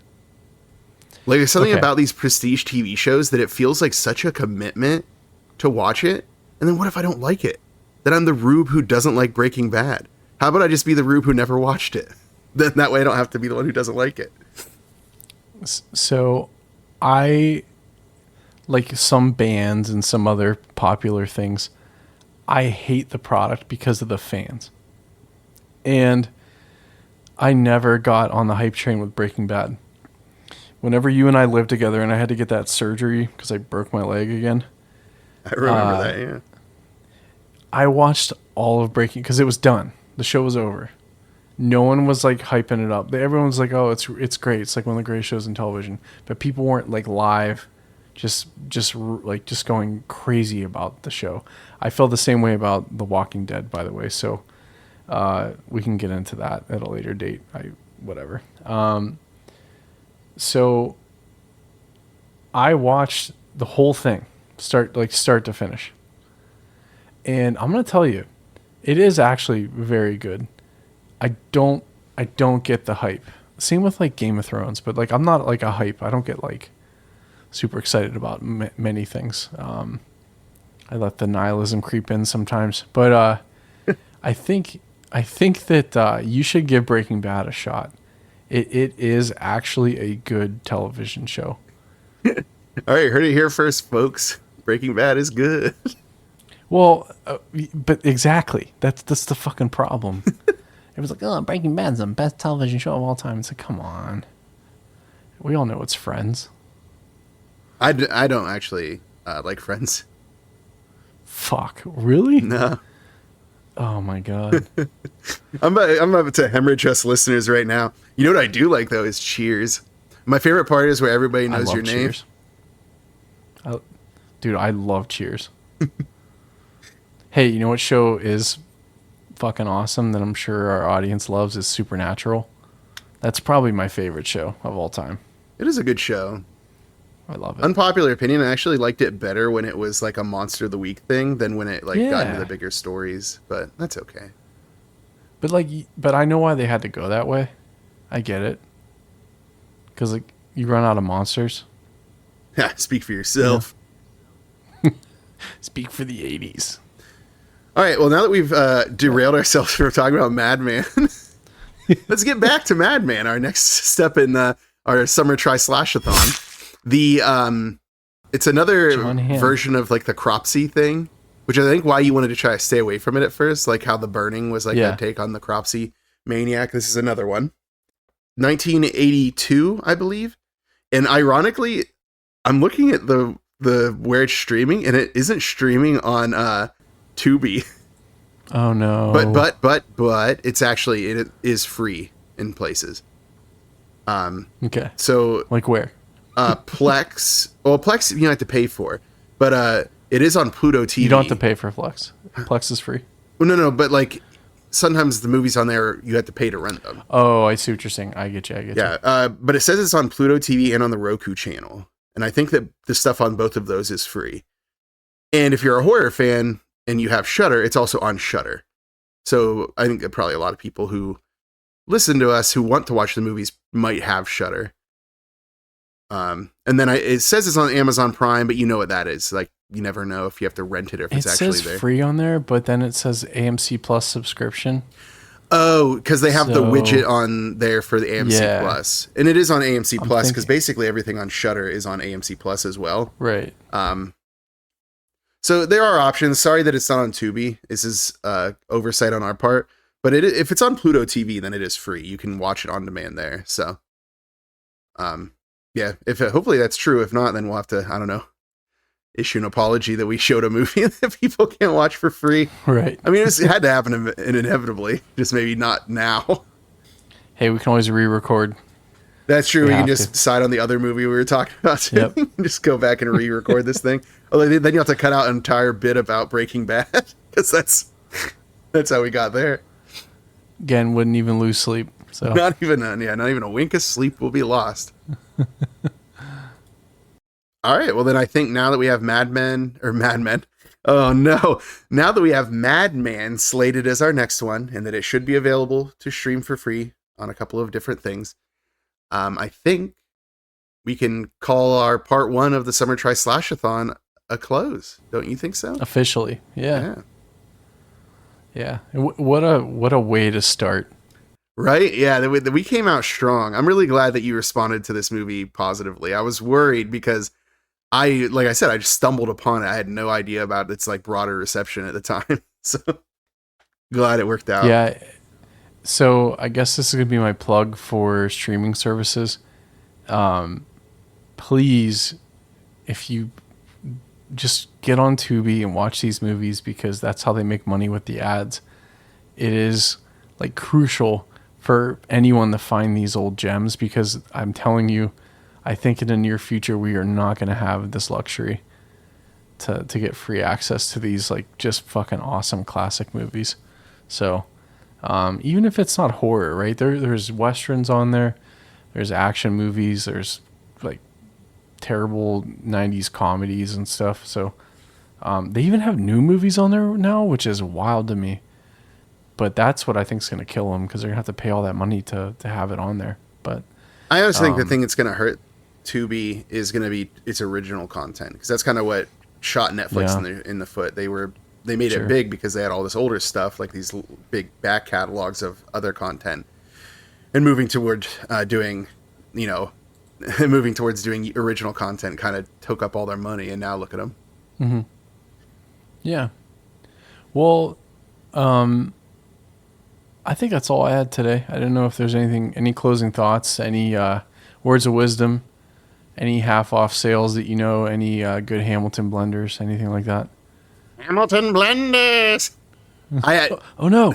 Darkside Dave made a cameo on the regular show.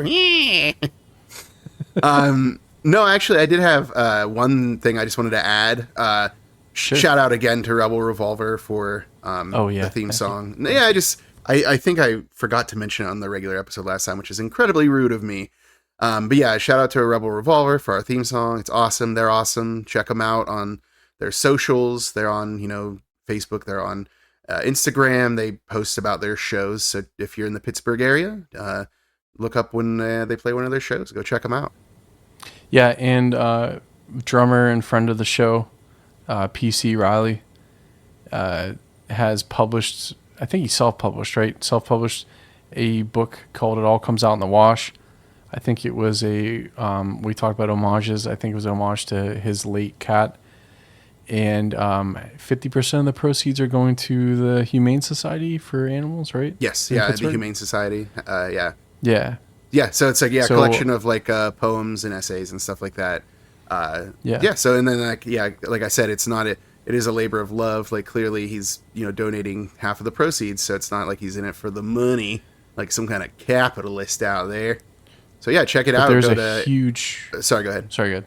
I was just gonna say it's on Amazon. You can order it off of Amazon there. And okay, so the huge update. Oh, okay. You can get it electronically now. So before it was just print, but now you can actually get the on a Kindle or whatever device those are called or whatever, or Nooks or an ebook is what we call them. Yeah, thank you. You're welcome. Thanks. Yeah, so check it out. Yeah. Yeah, definitely. You're just gonna go through every form of ebook that there is, rather than just say ebook. Here's the thing. You're a madman. You're the madman of the Madman movie we're gonna watch. Oh my God! What if he'd let us narrate some of those short poems? Probably not. Anyways, why would he? That's crazy talk. God, can you imagine Darkside Dave? Darkside Dave trying to read. Yeah, he can't read. He doesn't have any eyes. Shit. But that totally derailed what I was thinking. I don't know why that came to my brain. But I'm gonna say this: I'm an auditory learner. So stuff like having the text is so hard for me, but how audiobooks have come so far in the last 10 years has been huge for me. So any opportunity for me to get an electronic version that can be read to me is clutch, which is why I do podcasting, because it's an auditory medium. So you're right. When you're right, sir. Yeah. I'm technically correct. The best kind of correct. Yeah. But yeah, so I think that's all I had. Again, thank you to everybody for supporting the show. New listeners, greatly appreciate you. Head over to our socials. Share the show with a friend. If you could or give us a rating or both, it helps us out a lot because it puts us on the charts so people can find the show. We don't really do anything outside of just posting stuff on Instagram and trying to connect with people. I'm probably going to post some questions for one of the upcoming intermissions. I do have a trip coming up at the end of July, so we're going to probably pre-record a couple things. So I'm going to probably ask for some questions. So if you have any, feel free to hit us up on Facebook, Instagram, Twitter, or X. It's probably the best way to get a hold of us, or text us. So some of you have unfettered access to us, which is good and bad. But just reach out to us, let us know. We're happy to put the questions on the show. And we had some really cool ideas come from the last round of questions. So, yeah. But if we don't get any questions, that means we're going to do more intermission episodes where I get to do bits like you spinning me right round, baby, right round, like record, baby, right round, round, round. So yeah, I guess we all win then. I love the segment. I think it's great. It was good. But yeah, well, wait, hold on. What? No. He keeps peeing everywhere. The Wolfman? He won't leave. Hey, do you have a spray bottle? Spray him? Yeah, spray him in the face. No one keeps me down. I'm the Wolfman. Coming from your basement or ears. Didn't really plan an outro. I'll delete it. I don't know. No, you will not. We paid the good money for this Wolfman to give an outro. Money. Damn it. The Venmo cleared. The Venmo cleared. You've been tuning into the Dark Side Driving. This is the Wolfman coming from 1069 The How. Ooh. Coming straight from the den. This has been the Dark Side Driving with Stefan. That's me, Spooky. And Shane. thanks, Mr. Wolfman. Please leave. Because it hurts my throat tremendously. Bye. Stay cool and stay cool. Oh shit.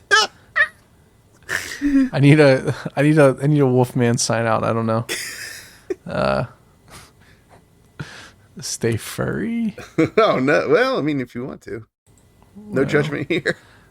Yeah. Stay Sybil Danning. Yeah. All right. Bye. Hey, bye.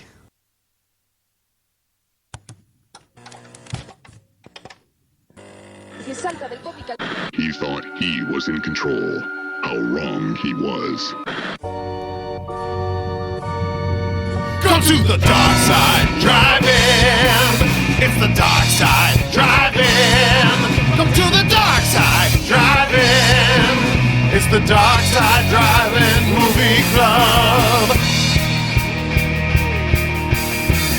From Dynamis Media comes a horror cyclopedia, watching movies from the gates of hell.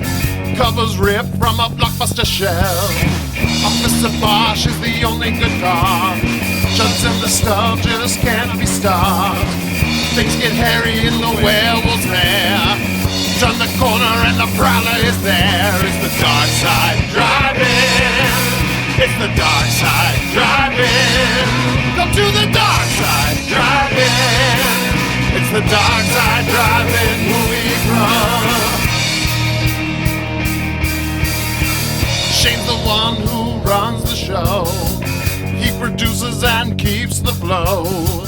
The Savini of the ones and twos. Only Jack Cordell has bigger shoes. Stefan does the bulk of the research. His descriptions just can't be besmirched. Lots of synopses are the top of lore. Just like Lamson, you'll be begging for more. It's the dark side driving. It's the dark side driving. Come to the dark side driving. It's the dark side driving movie club. From the deepest corner of the darkest universe, two brave hosts battle through nameless hordes of ghoulish monsters most foul, all to bring you the eternal glory of the Dark Side Drive-In.